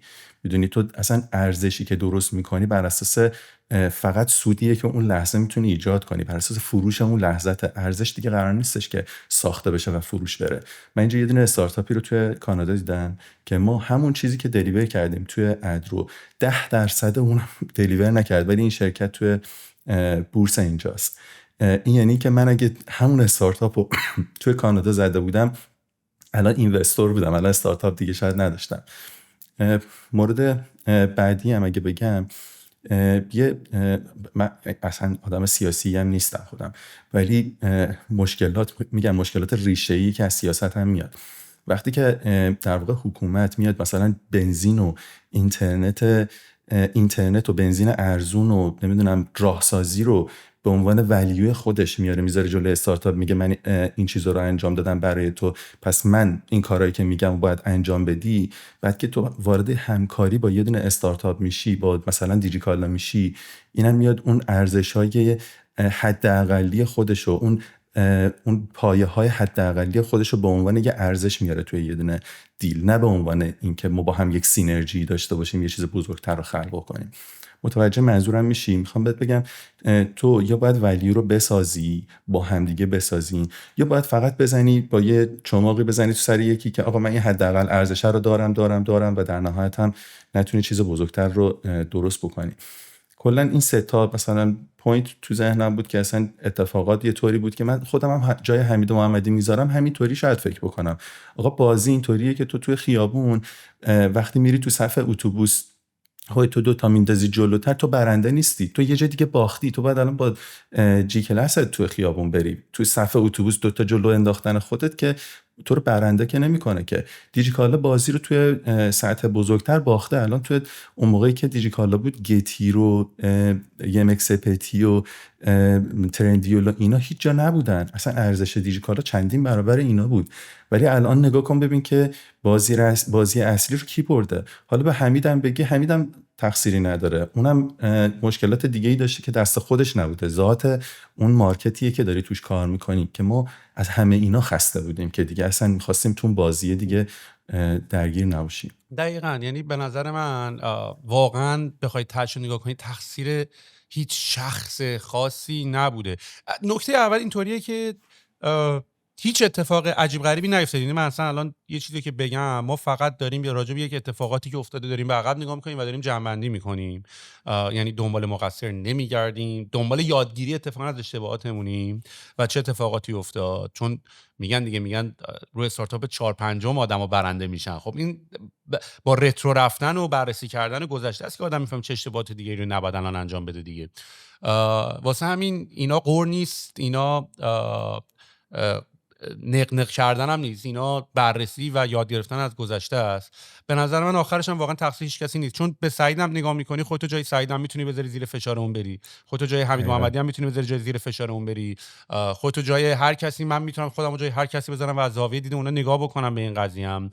و بعدش هم تو دنیای اونا هم نیستی، میدونی دنیای اونا هم یه دنیای پیچیده‌تر از دنیای توئه. یعنی تو یه دنیای خودی واسه خودت داری و با توجه به اتفاقاتی که دور افتاده یه بررسی و یه دیدی از دنیا داری، ولی تو جای سعید هم نیستی با تمام اتفاقات نگاه کنی، جای بقیه هم دیگه نیستی بخوای بقیه این داستان دارم نگاه بکنی. ولی خب یه مقداری با کامیونیکیشن بهتر شاید میشد. یعنی مثلا برای من ریحون میتونه سافت لندینگ حداقل داشته باشه، بماند که من 2 سال بعدش هم نبودم و این دکتر من باید تاکید بکنم، همه فکر من 2 سال بعد من ریحون من اومدم کانادا و 2 سال بعدش بود. یعنی به هر حال دیل ما با دیجیکالا، دیل ما با الوپک، دیل ما اینا دیگه واقعا یه مقداری لول تصمیم گیری توی لول برد و اینا بود که ماها دیگه واقعا درش دخیل نبودیم. میدونی این اتفاقاتی که برای ما افتاد دیگه یه سافت لندینگ نداشت، میدونی، یعنی اینجوری که مثلا به قول تو دقیقاً یعنی به قول تو واقعا مال ما هم جلسه ما همین بود که من کانادا جزء بورد بودم دیگه. یعنی مثلا جلسه هیئت بودی که شرکت می‌کردم در این حد بود که ما این هفته جلسه بورد داریم که داریم 10 میلیون ریز می‌کنیم، هفته دیگه در این حد انرژی بالاست. هفته بعدش جلسه بورد که آقا داریم کرکرم که شما این داریم می‌بندیم و اینجوری که چی شد. یعنی اصلا اتفاقات آرامی نبود که بگی آقا یواش یواش به اینجا مختوم شد، میدونی، یعنی اتفاقات در این حد بود. اتفاقات اینجوری بود که یا فردا داری میری میتری کنی 10 میلیون پول داره میاد، با این دیل داری میکنی، با اون داری دیل میکنی، تو فردا داری میری تو دل دیجیکالا الوپک داره میاد لاجستیک تو هندل کنی، پس فردا در اینه که آقا نه. و برای این اتفاق افتاده مثلا حالا الوپک باید دیلش درست انجام میشد، دیجیکالا باید دیلش درست انجام، بعد 20 نفر باید دیلش درست انجام میشد که دیل تو درست انجام بشه. یعنی خیلی این مهرها به هم وصل بودن، یه دومینوی خیلی عجیبی بود. تو اون 2 سال آخر رو نبودی، یه سری جزئیاتی اتفاق افتاد که این خودش یه ساعت دیگه کار داره که اصلا صحبت بکنیم. من یه پیشنهاد دارم، اینکه بیا به قول سعید باید برای اینکه آینده رو بسازی باید از گذشته یاد بگیر. حرف کاملا درستیه. سعید هم اون روزهای آخر که داشت از ایران میرفت میگفت که بیاین یک داکیومنت درست بکنیم، درسایی که یاد گرفتید رو منتقل بکنید به استارتاپ‌های دیگه، بذارید این توی سراوا بمونه، که در نهایت متاسفانه اتفاق نیفتاد، ولی شاید این پایه بشه برای یه اپیزودی که من پیشنهاد میدم با چند نفر بذاریم در مورد یه سری دیلایی که این استارتاپ ها با دیجیکالا انجام دادن و توی سراوا بودن، در مورد این با همدیگه همه شفاف صحبت میکنیم. مثلا سنا خالصی از کومودا بیاد، مثلا مزدک پاکزاد بیاد از اسمارتک. مزدک و اسمارتک در واقع ساکسسور ادرو بودن دیگه، اونا تحویل گرفتن تکنولوژی و تیم رو و همه چیز رو و جلو رفتن. بعد از 4 سال بیایم تجربه بچه‌ها رو بشنویم، ببینیم که دیل ادرو اگه اتفاق نیفتاد 3-4 سال امضا نشد، دیل اسمارتک امیدوارم که 3-4 سال طول نکشیده باشه و امضا شده باشه و اون ولیوی که داشتن میگفتن دلیور شده باشه. علیرضا صادقیان رو بیارید. علیرضا صادقیان اتفاقا فاوندر چیلیوری. آره، علیرضا صادقیان بیاد. سی لولای قدیم دیجیکالا رو هم بیاریم که اون موقعی که ما بودیم بودن، مثلا امیر پاشا بیاد، محسن مکرمی، بچه‌هایی که توی گذشته بودن و بیان همه با همدیگه توی یه جلسه صحبت بکنیم. حمید محمدی بیاد، مشکلات چیا بود، یه بار بذاریم بقیه درس بگیرن. اگر که این اتفاق در مورد ادرو نیفتاد، من خیلی اوپنم نسبت به این موضوع که اشتباهاتمو بفهمم. من که دیگه از اون موضوع گذشتم، حداقل توی آینده بهم کمک بکنم. ما تو گذشته هیچ کس پشت کسی نبود، ما تو جایی که انتظار داشتیم شایان پشت ما باشه نبود، ما پشت شایان نبودیم.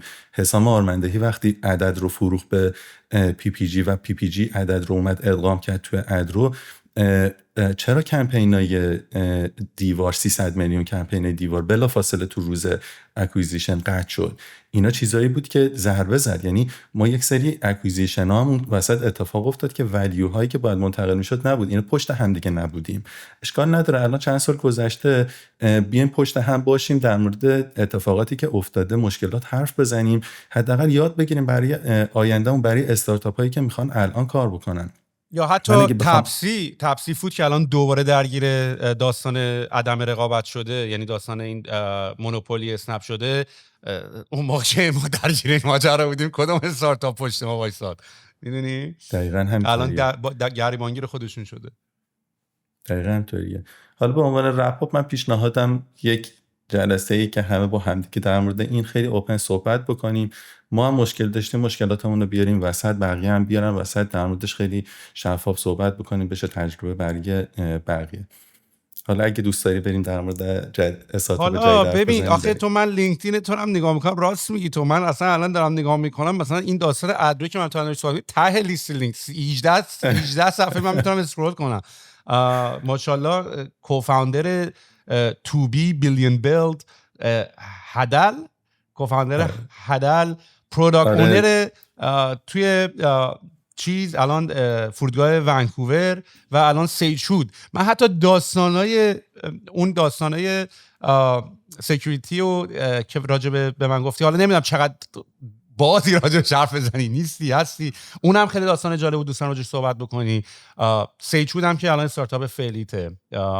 میخوای یه تمدید کنی 20 ساعت؟ ببین من اینا رو به عنوان یه خلاصه اگه بگم، چون اون چیزایی که اسم بردی بخش زیادیشون از بین رفتن و یک تستی بودن و داشتیم یه مارکت رو تست میکردیم و ولی من فقط گذاشتم به عنوان که گپ نباشه تو لینکدین. من و مسعود که از در واقع ادرو اومدیم بیرون و تحویل دادیم به دیجیکالا، از ایران هم اومدیم بیرون چون نمیخواستیم بمونیم. هیچ کشاتی نداشتین؟ ببین کشات شد هزینه در واقع انحلال 16 تا شرکت پی پی جی. اونو به عنوان کشات همه در واقع گرفتن از دیجیکالا، اومد توی شرکت، ولی من و مسعود یه دونه 1000 تومانی از شرکت بر نداشتیم. اون بریکینگ بد نمیدونم اون تیکر دیدی که میخوام پولا رو تقسیم بکنن، یارو رو میز میگه خب این که پول بچهای بادیگاردا، این که ما آخرش داشت برای ما هیچی نموند که دقیقاً ما پول بلیطمون هم قرض گرفتیم اومدیم. ببین واقعا ما حمال پولی بودیم که هزینه‌اش یکی دیگه ساخته بود. اون فیچرهایی که میگم 16 تا شرکت میتونه 16 تا فیچر باشه، در نهایت پولش ما دادیم. در نهایت هم میگم اومدیم بیرون از شرکت و بعد از ایران اومدیم بیرون. الان من 4 سال اومدم بیرون و توی این مدت 2-3 تا چیز مختلف ساختیم، تست کردیم، فیل کردیم. مثلا من تو سال اول که اومده بودم کانادا گفتم که اینجا هم استارتاپ درست می‌کنیم. ما اگه تو ایران تونستیم که اینجا قطعا میتونیم، ولی نشد. ما خیلی بد فیل کردیم، نمیدونستیم داریم چی کار میکنیم و نتورک نداشتیم. اینایی که تو داری میگی، من یه سوال آخرم در توی رپاپ این موضوع ازت میپرسم. من با یکی از بچه‌هایی که حالا باش پادکست هم داشتم، کوفاندر علی بابا تو ایران بود، که حالا بعدا اومدیم تو این پادکست راجعش صحبت کردیم، بازش کردیم ولی این حرفا رو وقتی از ما میشنید اومد گفتش که اومد توی لینکدین یه توی لینکدین یه پست گذاشت، گفتش که شما فاوندرایی بودین که آقا باختین، بازی رو باختین، بلدم نبودین، اینقدرم قور نزنین دیگه، میدونی، یعنی یه حالت نگاه بالا به پایینی بود که البته بعد اومد تو پادکست بازش هم کردیم، دلخوری هم به این رفت و این داستانا. ولی از دید خیلی و از بیرون که دارن پادکست من تو رو گوش میکنن، آخرش اینجوری که داشت این کارو نبودی دیگه، میدونی. پاسخ شما به این سوال چیه؟ این کارو نبودیم، واقعیش همینه. ببین ما تو جایی که آخه استوریا فرق میکنه، مثلا تو میتونی اینو هم به عنوان فاوندرز استوری بیای تعریف بکنی که من میگم من این کارو نبودم، اشکال نداره. هم میتونی از طریق استارتاپ بیای داستانو بگی که میگی آقا من توی یه جرنی افتادم، تو هم تو اون جرنی بیفتی راه فرار نداری. این 2 تا دید داره. ما تو جایی که من میگم این کارو نبودیم، جایی بود که ما شیر زیاد تو روز اول از دست دادیم. با فاندریزینگ های بعدی که انجام دادیم و شیر از دست ندادیم بازم جاشو نگرفت، چون دیگه عدد بزرگی از دست دادیم. اگه عددشو بگم ما 45% تو پریسید از دست دادیم. این اشتباه مرگباره. تا روز آخر ما دست و پنجه نرم کردیم باهاش. توی پی پی جی وقتی اون 16 تا شرکت والویشنشون شد 150 میلیون دلار، ادرو آخرین شرکتی بود که وارد پی پی جی شد. در نهایت هم ادرو توی پی پی جی موند. ما 6.5% من داشتم، 6.5% مسعود. تو با 6.5% میخوای چی کار کنی؟ مگه آمازونه که تو بخوای پول کش خوب داشته باشی، دستت باز باشه و نتورک خوب داشته باشی که بتونی بری بقیه شرکت رو با همون 6% بسازی. ما تو اون فضا داشتیم کار میکردیم. یعنی یه قسمتش اینه که کاملا درست میگه آقا ما این کارا نبودیم. تو روز اول پریسی 45% از دست دادیم، ولی خب سراوا 45% خواست. تو الان برو بشین جلوی پلاگن پلی، برو بشین جلوی وی سی دیگه، میگه من اصلا شیر بزرگتر از این عدد از تو نمیخوام، تو بدی من نمیخوام. این اونجاست که من میگم سراوا که با تجربه سعید رحمانی از یه فضای حرفه‌ای امریکا و انگلیس که با تجربه سرمایه‌گذاری بود اومد ایران، چرا داره 45% شفاهی هم میگفتن علمو دارن ولی تو عمل این اتفاقا نمیافتاد. میدونی یعنی سرمایه‌گذار ازت این سهامو نمیخواد، به خاطر اینکه داداش تو برو کمپانی ران کن و اینا میخوای بندازی رو دوش من برم رانش کنم برات. دقیقاً. بعد حالا چالش که بیام خیلی زیاد بود. من یه چیزی هم مثلا اگه بخوام بگم، مثلا نقش قربانی گرفتن دوست ندارم. من فیت کاراکتر و اتفاقاتی که افتاد فیت این بود که من برم تو نقش قربانی. من خب میدونی افغانم، توی ایرانم به عنوان با پاسپورت افغان زندگی کردن کار راحتی نیست. مدیر عامل یه شرکتی هم باشی با پاسپورت افغان تو نمیتونی راحت زندگی بکنی. من اقامتمو بهت بگم یه داستانایی داشت که اگه اینجا بخوام باز بکنم اصلا از حوصله همه خارج میشه. ولی خلاصش اینه که من هفته یه روزم فقط درگیر کارهای اداری و داستانهای مختلف بودم که اصلا وقت نمیشد بخوام تایم بذارم برای شرکت. که چون خودم از نقش قربانی گرفتن خیلی فراریم، این موضوعات هیچ موقع خیلی نمیگم، فقط دارم اینطوری مرور میکنم که انقدر چالش‌های حقوقی، چالش‌های توی کشور خیلی زیاد بود. مثلا ما سامانه سنا به من نمیدادن چون من کد ملی ندارم. بعد میرفتم تو اونجا میگفتم آقا یه سنا به من بدید، من برای این و این نیازش دارم. گفتن تو چرا باید مدیر عامل باشی؟ تو نباید باشی، به یه ایرانی بده مدیر عامل. که اصلا میگم آقا اصلا دیگه خیلی نمیدونید چه خبره. یا مثلا برای تمدید اقامت یه سری من داستانا داشتم که اصلا نمیتونم شاید توی مثلا این فضای برام مطرحش بکنم. اما حالا اون موضوع رو اگر که بخوایم ببندیم، من دیگه اومدم بیرون، با مسعود تستای مختلف کردیم. من تو همه جا با مسعود شریکم همیشه. توی این استارتاپ جدیدم مسعود هست، امیر سعیدی که شخصیت خیلی بزرگ توی مالی هست، کوفاندرمون. ما خیلی خوشحالیم که امیر هست و مسعود و علیرضا. با بچه‌ها ما تقریبا 1.5 سال پیش شروع کردیم بعد از چند تا فیل کردن و اینکه بخوایم یه استارتاپ دیگه ای رو درست بکنیم که مثلا بحث AI باشه. و خب تخصص امیرم خیلی تاثیر گذاشت روی این موضوع. امیر فایننس رو خیلی خوب میشناسه. رفتیم به سمت این که اصلا استاک رو بتونیم یه طوری ما تحلیل بکنیم که شما نیاز نداشته باشی خبر بخونی، سوشال میدیا چک کنی یا هر کار دیگه ای. فقط با یه تارگت اینه و ویژن اینه. شما با یک نگاه توی یه صفحه بتونی تشخیص بدی که چه سهمی رو بخری و چه سهمی نخری یا اگه داریش بفروشی. این همین کمپانی الان تو داری میگی سیجود. ببخشید من اگه در مورد مثلا وایویار خیلی صحبت نمی‌کنم. اگه بخوام چکیده اون رو بگم، من بعد از اینکه فیل کردم توی سال اول توی اینجا گفتم من باید برم یه چیزی یاد بگیرم، چون اینجا درس نخوندم تو کانادا، باید برم یه جا کار بکنم. در نهایت رفتم با ورودم توی فرودگاه ونکوور به عنوان پروداکت اونر بود برای اپلیکیشن جدیدی که فرودگاه داشت میزد. ولی الان دارم توی تیم اینویشن AI رو لید میکنم.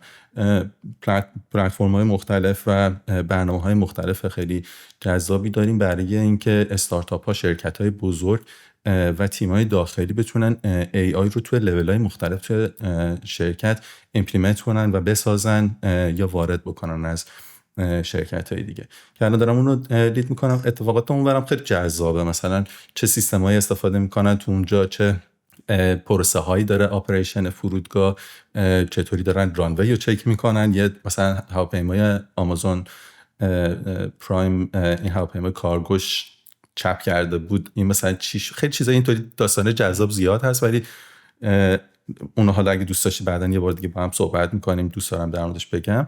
اما سیجهود رو ما تقریبا 2 هفته پیش سافت لانچش کردیم. الان اگه بخوان میتونن همه عضو بشن، چکش بکنن. تارگت هم فقط اینه که ما با ساده ترین حالت یک اینسایتی با AI بدیم که شما بتونی سهم رو بخری و undervalued استاک ها رو بتونی تشخیص بدی. الان رو S&P 500 ولی داریم بزرگترش میکنیم، نزدک رو به زودی اضافه میکنیم، کریپتو رو اضافه میکنیم و کمک میکنه که بتونی بهترین اینسایتی که بایس ازش اومده بیرون رو بگیری.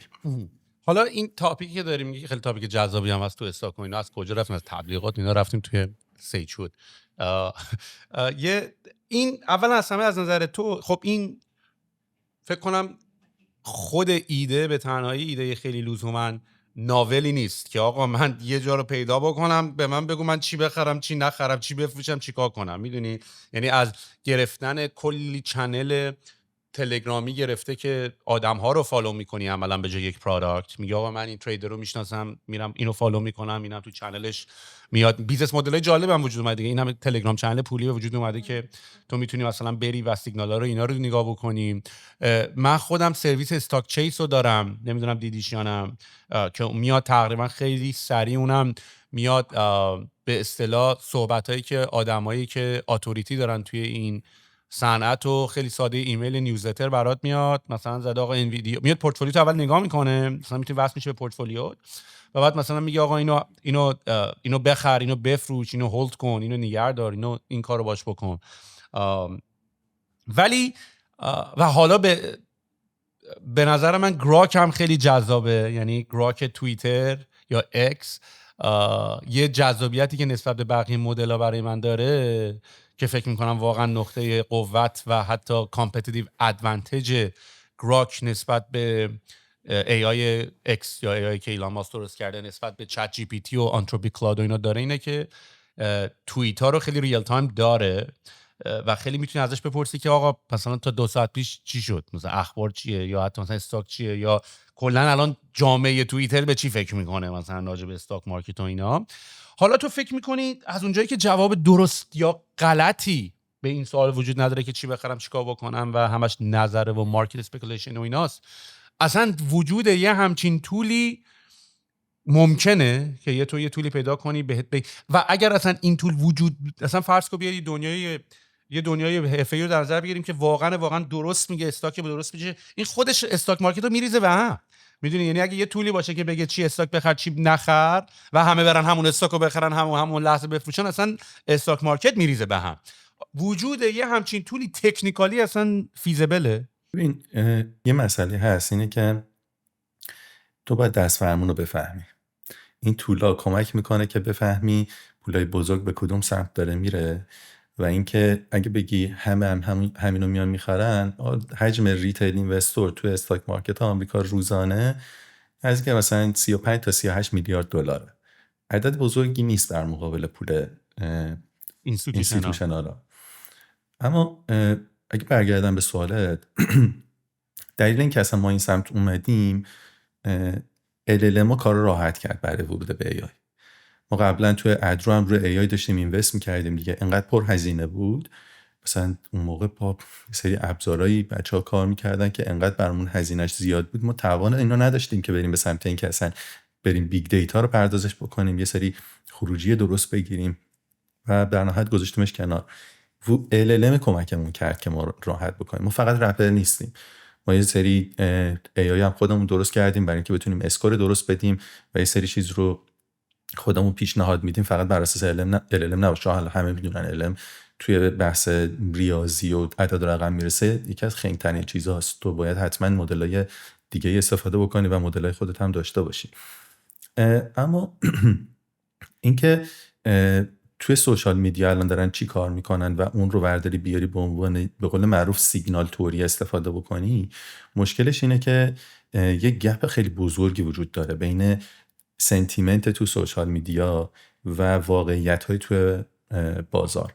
تو وقتی واقعیت‌ها رو نگاه می‌کنی می‌بینی که این داره یه مسیر میره، اون یه مسیر دیگه میره. تو اینو باید وزن‌دهی درستی بهش بکنی.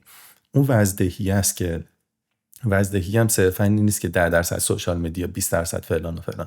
وزن‌دهی یکم پیچیده‌تر از ایناست که ما بتونیم روی یه نمودار درستی ببریمش.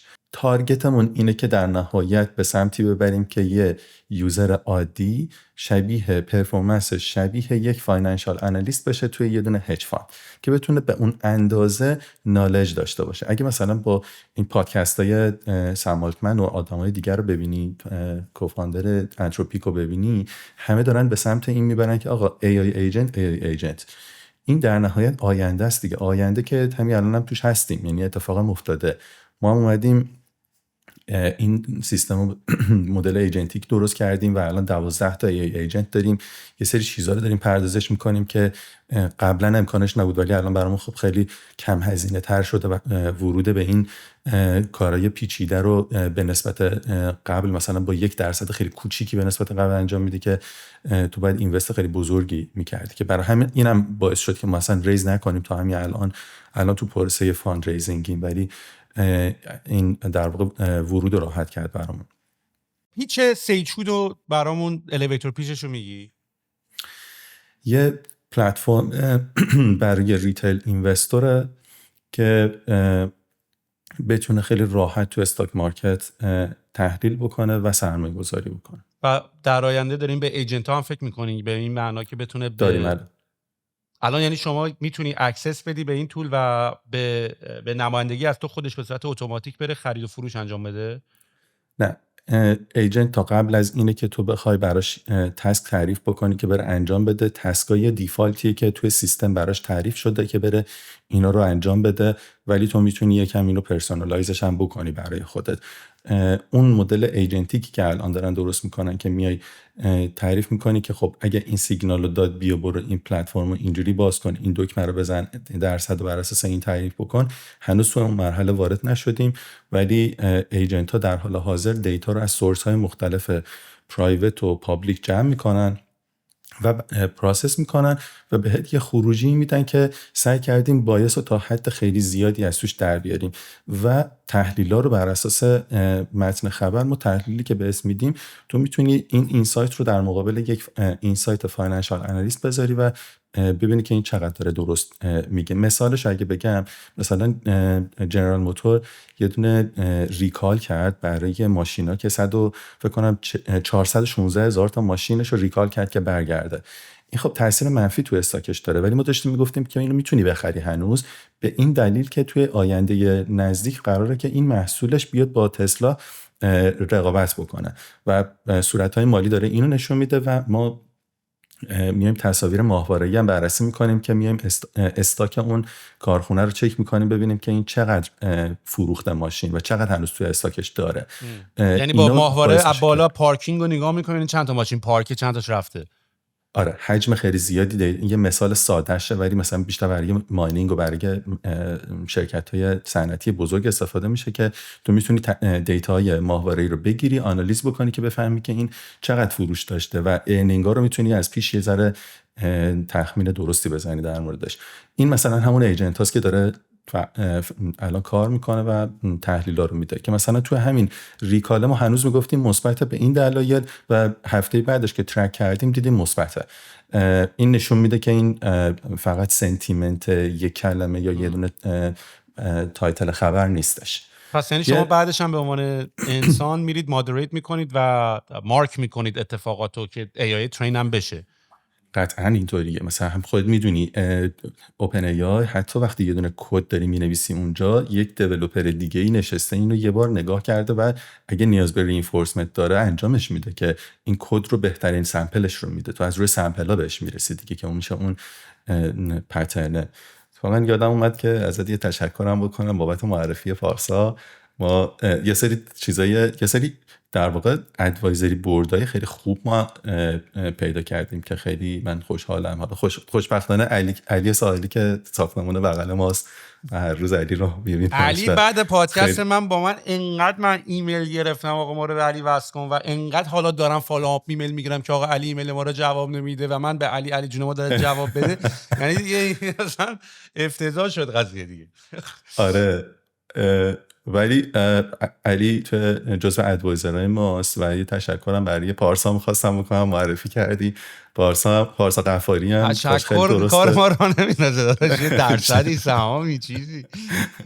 آره ولی یه گروه ادوایزری بورد خیلی خوب داریم ما. مثلا در واقع وی پی قبلی جی پی مورگان که توی نیویورک بوده الان ادوایزری ماست و دقیقاً داره به اون میگه آقا تو وال استریت چجوری فکر میکنن، تو وال استریت داره این فیچره مثلا توی بلومبرگ جی پی تی این کار نمیکنه یا دیتا رو اینجوری میده تو اینجوریش کن.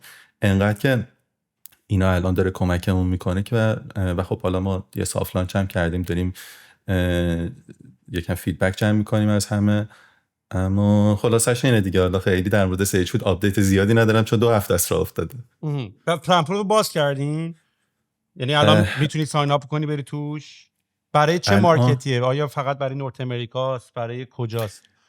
الان فقط برای نورت امریکاست، شرکت امریکاست، استاک هم فقط امریکاست، فقط S&P 500 ولی داریم بزرگش میکنیم و بقیه رو اضافه میکنیم. ولی تارگتمون الان فقط فعلا از امریکا شروع کردیم، توی کانادا هم مرحله بعد اضافهش میکنیم. ببینم آخه تمام این ویلت منیجمنت ها عملاً یا این کمپانیایی که مثلا شخصی کمکت میکنن عملاً همه یا این کپیتال ها مثلا همین تیوی شوی بیلیونز هم بود برای یه سری مدل های شخصی سازی شده و مدل های خودشونو دارن که از اون استفاده میکنن.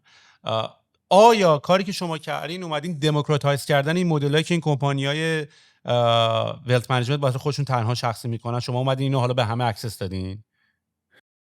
و آیا یک مدل هستن؟ آیا بری تو سیچوس فقط یک مدله که میتونی انتخاب بکنی؟ نه چند تا مدل. تو مدل رو نمیتونی انتخاب کنی. ما مدل رو بسته به اون ایجنت انتخاب میکنیم.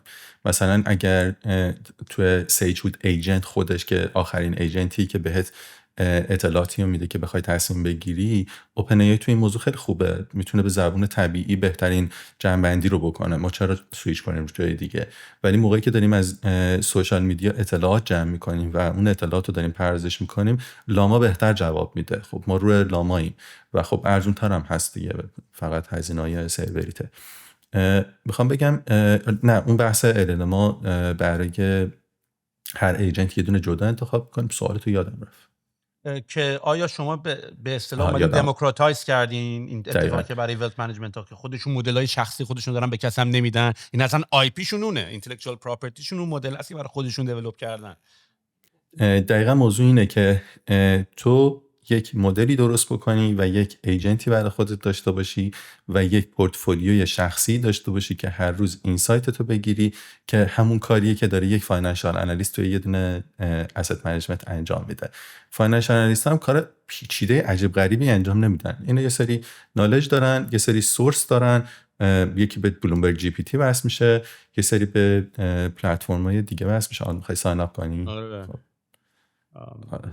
شخصی میکنم با ایمیل شخصی؟ بله. نزنین ایمیل ها، جواب نمیدن. پرسونال اینوستمنت پسوردم الان یک اسکرین شات میکنیم. آره نه کد میاد برات. اوکی آقا یه دقیقه نگاه نکنیم. هنوز ایمیل نیومد. اومد. سیجوز وریفیکیشن کد. اوه چه اینترفیسی بود اینجا.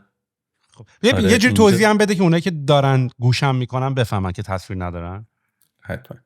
ببین یه نفر که میخواد بره سهام انتخاب بکنه باید بیاد بره توی یه سری سایت ها مثل یاهو فایننس، یه سری جدولا وجود داره که هر روز نشون میده که آقا این سهم انقدر رشد کرد. کلی اطلاعات پیچیده میذاره تو اونجا. اون اطلاعات پیچیده و 10 تا ردیف عدد برای تو معنی خیلی عجیب غریبی نداره چون نمیفهمی اگر متخصصش نباشی. حالا اون چیزی که ما الان داریم انجام میدیم اینه که اون تاپ گینر، تاپ لوزر، موست کانفیدنت یا اون کسایی که دارن پرفورمنسشون رو نشون میده، ما اینجا به صورت اینسایت بهت نشون میدیم. مثلا برو تسلا رو باز کن، توی همینجا سرچش کن، یا صفحه اول همین تاپ گینر بود. آره، تو توی اینجا میای اطلاعات همین رو به صورت ساده با اینسایت میخونی. اگه توی 4 روز گذشته رو هم ما ترک میکنیم، توی یه دونه لب خودمون داریم یه فضای آیزولیتد ترک میکنیم، ببینیم که ما بای داده بودیم، هنوز بای، سل داده بودیم، هنوز سل، یا هرچی.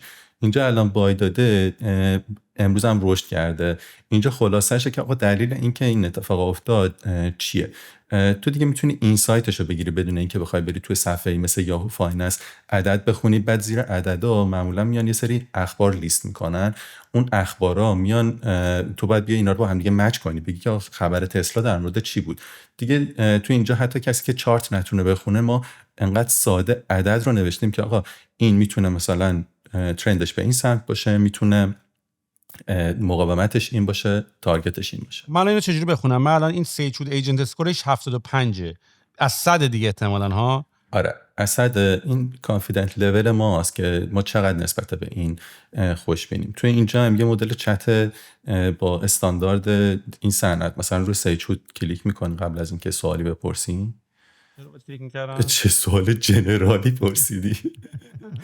خب من پیشنهادم اینه برو توی همون سیچود رادار که یه در مورد یه دونه سهم سوال بکنی که تو سوالات یکم دقیق تر باشه. مثلا هر چی دوست داری باز بکن. دیزنی. آره، دیزنی. مثلا اینجا یه سوال ازش در مورد دیزنی بپرس، در مورد صنعت بپرس. What is happening with Disney CEO and advertising on X platform؟ چون میدونی که ایلان ماسک و باب سی و دیزنی یکم با هم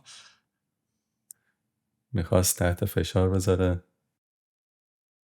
بعد اینجا میتونی ازش پلن بگیری، مثلا بگی که آقا به من پلن برای سرمایه گذاری بده، پلن اگریسیو بده، پلن مثلا خیلی متعادل بده، یا من با چه استراتژی میتونم سرمایه گذاری بکنم. بعد ببینم این الان پشتش یه پرامپت داره یا آره، یعنی اینا رو داره بگم. آره، این اینسایت ها هر روز بر اساس اخبار جنریت میشه. داریم یکم این تایمش رو کوتاه‌تر میکنیم. الان روزانه دارن جنریت میشن، ولی داریم ما تایمش رو میاریم که هر 6 ساعت یا تو موقعی که مارکت بازه یه اتفاق در مورد یه سهم میفته، ما این سایتش رو سریع جنریت کنیم. خب جوابی که داد و راضی بودی؟ آره، داره میگه که باب داره ترانزیشن میکنه از سی او دیزنی تو سال 2026. ساکسسورش دانا والدن. Challenge among recent layoffs and strategic shifts are adapting to the changing media landscape. Blah, blah, blah, blah. Stock price has risen over 10% year to date, but remains subject to market volatility. Their strategic position is strong, particularly in streaming sector. حالا این ولی داره من میگه الان اگه داری هولد کن.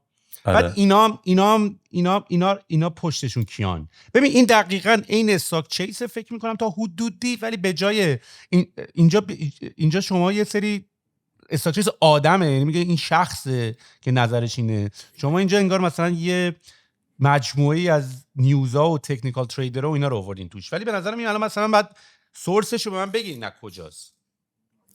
ما سورس رو الان نمیگیم، ولی سعی میکنیم که بریم بایس رو در بیاریم. یه سوالم قبلتر پرسیدی که الان یادم اومد، این که فرق این با اونی که داره توی تلگرام سیگنال میده چیه، با اون پلتفرمایی که بر اساس یه شخصا دارن اطلاعات میدن چیه.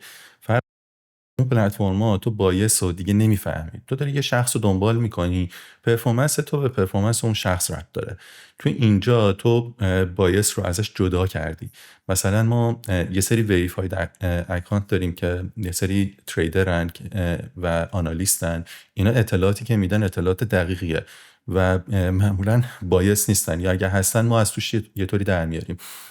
وقتی داری فالو میکنی خیالت راحته که اون بایس از توش در اومده، ولی در یه شخص رو فالو میکنه، یه شخص فقط دیگه میتونه یه سری اخبار رو از دست بده، خوابه، یه سری اطلاعات نداره، ولی اینجا ایجنت دائم داره این آپدیت میشه. اما خب میگم حالا ما داریم میریم تو بیشتر توی لول این که شخصی سازیش کنیم. اینجا الان تو داری استاک پیکینگ میکنی، یکم جلوتر در مورد پورتفولیوی خودت کار میکنی. تو مثلا پورتفولیوت الان چیه؟ پورتفولیو تو بیا اینجا اضافه بکنی، اگه انویدیا AMD مثلا داریم تو ریلیز بعدی داریم پورتفولیو رو اضافه میکنیم. چجوری میخوای آثنتیکیت کنی؟ به کجا وصل میشه؟ ببین هم میتونی با اکسل اضافهش بکنی، آپلود کنی، هم میتونی دستی بیای بسازی، هم میتونی مثلا کوسترید اگه کار میکنی بیای کوسترید تو وصل بکنی اینجا، ما کل پورتفولیو تو از اونجا وارد بکنی. ولتیکا رو دیدی؟ من ولتیکا استفاده میکنم. بعد اون وصله به همه حسابای بانک‌های زندگی من و اینا. ولی خب اون نکتهش اینه که اومده یکم جای مینت هم اومده یه دیگه، حالت فاینانشیال باجتینگ و ترکینگ و ایناست. پرسونال فایننس. آره وصل میشه به چاله. مثلا من هم دایرکت اینوستینگ آر بی سی استفاده میکنم، بانک آر بی سی دیگه. به بانک هم که وصل میشه اونا رو پول میکنه تو خودش.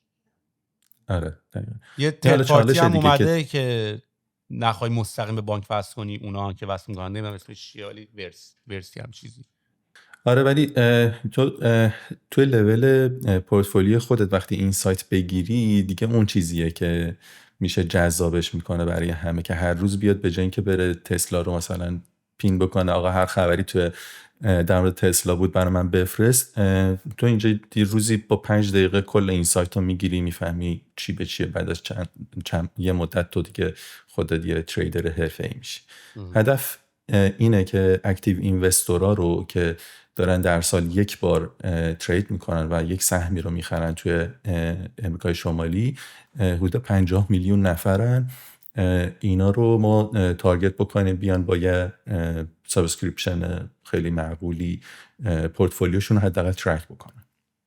خب الان برنامه‌تون برای این پروداکت چه؟ یه مقدار از ترکشنت به ما میگی، یه مقداری که تو الان آیا حمله کردید به مارکت، لانچش کردین، سافت لانچ کردین، وضعیت یوزراتون چطوریه، دنبال چه تارگتینگ و یوزرایی هستین، چجوری میخواین ادورتایز و مارکتش بکنین، چجوری قرار ازش پول در بیارین؟ ببین میگم چون سافت لانچ بوده ما هنوز ترکشن جدی نداشتیم، اما فعلا به قول معروف اون یوزرهای اولیه‌ان که دارن به همون فیدبک میدن. ما توی هفته آینده داریم تازه پروداکت هانتش رو میذاریم و یه ذره داریم از اونجا تازه لانچ میکنیم. خیلی داریم آروم جلو میریم، عجله هم راستش نداریم خیلی برای اینکه حتما بخوایم 2 ماه بریم یه حجم زیادی یوزر بگیریم. عجله همون دیگه تموم شده. آره من با محسن صحبت می‌کردم، داشتیم با محسن سر فاند ریزینگ بتموت صحبت می‌کردیم، بعد اصلا اینجوری بود که بریم 20 میلیون ریز کنیم. بعد ما محسن اینجوریم که می‌خوای ریز نکنیم همینجوری بشینیم عشق کنیم آروم هم بریم جلو، داریم کارمون رو می‌کنیم دیگه. حالا دوباره بریم زیر فشار اینوستمنت.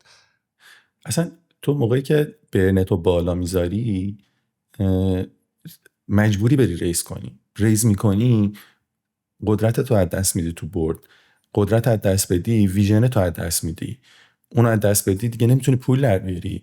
خب وقتی اینا انقدر به هم دیگه وصله، تو چرا مرحله به مرحله درست نری جلو؟ ما داریم حتی به این فکر میکنیم که اصلا ریز برای چی بکنیم؟ اگه محصول درست کار بکنه تو خودت میتونی پول از توی مارکت، از توی همین محصول در بیاری. اینو چالش اولیه‌مون هم بود که اصلا ما چرا یه محصولی درست بکنیم که بریم بدیم به بقیه. اگه محصول داریم میگیم خوب کار میکنه که خب برای خودمون کار کنه، ما بریم بشیم یه دونه هج فاند AI دریون.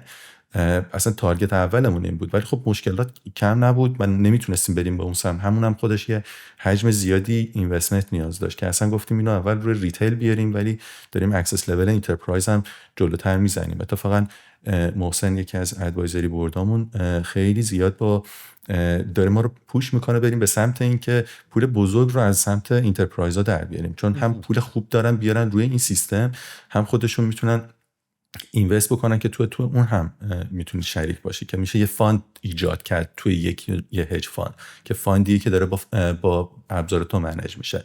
مسیر خیلی به قول معروف مهیه، داریم قدم به قدم فعلا جلو میریم ببینیم چطوری، ولی تا اینجا فیدبک ها خیلی مثبت بوده. در حال حاضر، ولی من یه سوال بپرسم، الان در حال حاضر بیشترین ارزش و ولیویی که الان داره به من میده همین سیگنال های بای و هولد و سله، یا چیز دیگه ای هست که من نمیگیرم الان اینجا؟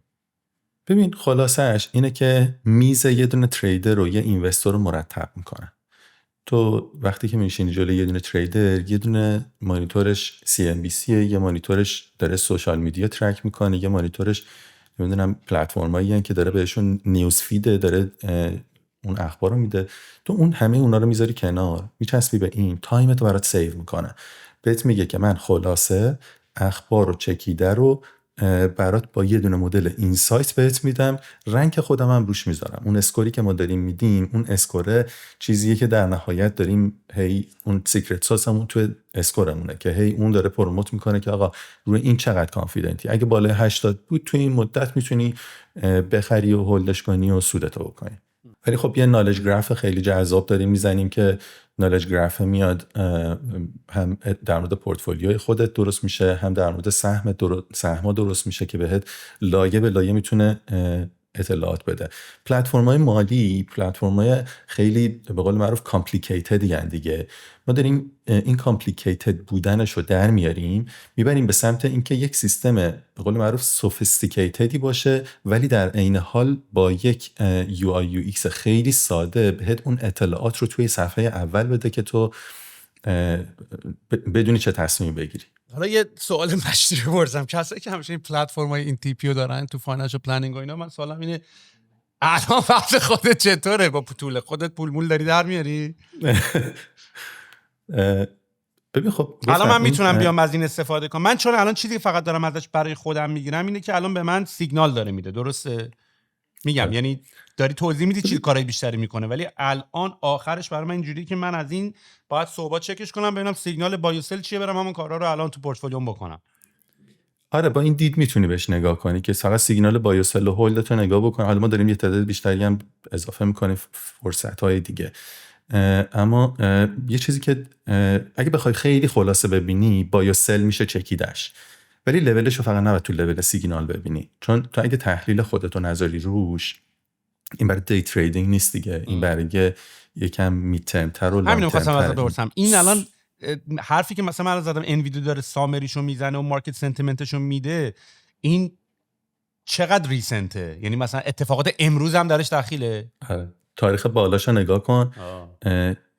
حتی یه اتفاقی هم افتاد، یه تغییری مثلا توی استارباکس انجام شد، اون CEO ش عوض شد.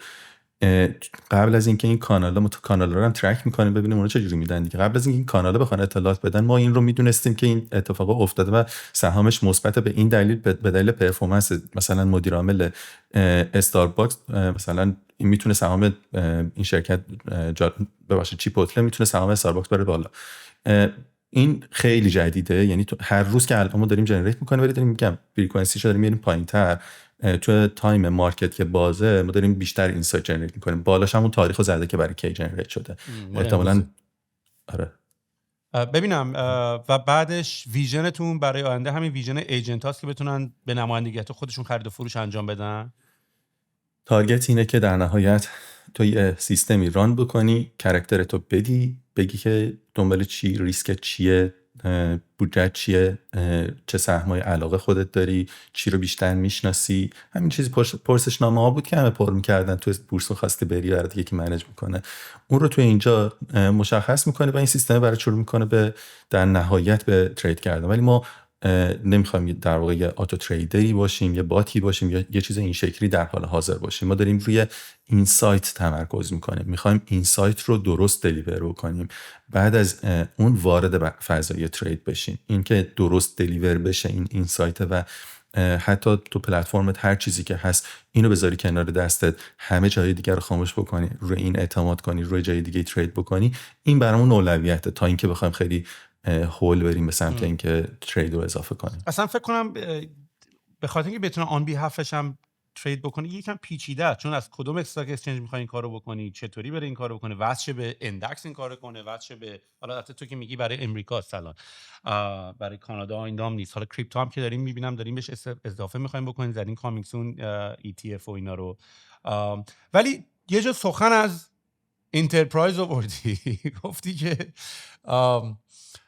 بیشتر میشه پول از اونا گرفت، ولی از یه طرف دیگه هم داریم که ریتیل اینوستور. پس ویژنتون ویژن این هست که یعنی PLG تون پروداکت لد گروثتون با ریتیل اینوستورا و افراد و شخصه، ولی مثلا دوست داریم به همین شرکت‌های ویلت منیجمنت هم حالا شاید مثلا سرویس و فیچرهای بالاتر بدین، درسته؟ دقیقا یه اکسس لول برای اونا در نهایت درست میکنه، چون سیتا قیمتاش فرق میکنه دیگه. مثلا تو الان $30 میخری اکانتو، خودت هم دیگه تو بیزنس ساس هستی دیگه، میبینی که چقدر چرن بالاست، دست و پنجه نرم میکنه، چی مشکلات مختلف توی اینجا. ولی اون طرف یه دونه سیتا میخره $10,000 یه دونه انترپرایز. ولی خب حالا لولای قطعا از نظر پروداکت تو چیزایی خیلی جذابتری باید براش بزنی که بتونی نگهش داری. چرنش هم خب پایین تره به نسبت. تو در نهایت توی موضوع فایننس پول بزرگ رو از اون اینستیتوشنال بیشتر میتونی در بیاری تا اینکه از ریتیل در بیاری. ببخش، در حال حاضر اینطوریه. خوبی علی جون. اوکی، عالی عالی. الان تیمتون چند نفره پس؟ الان 8 نفریم. و میتونی بهم بگی ترکیبتون چطوریه؟ یعنی بیشتر خودتون خیلی تک کامپنی میبینین و مثلا حالا ما تک نیستیم، ما پروداکتیم. واقعا بخوام تک LLMایی مثلا تک الان اوپن ای آی، تک اون کسی که چیپ، ما تک نیستیم، کاملا پروداکتیم. هدفی هم نداریم بریم مدل خودمون رو درست کنیم یا هر چیزی.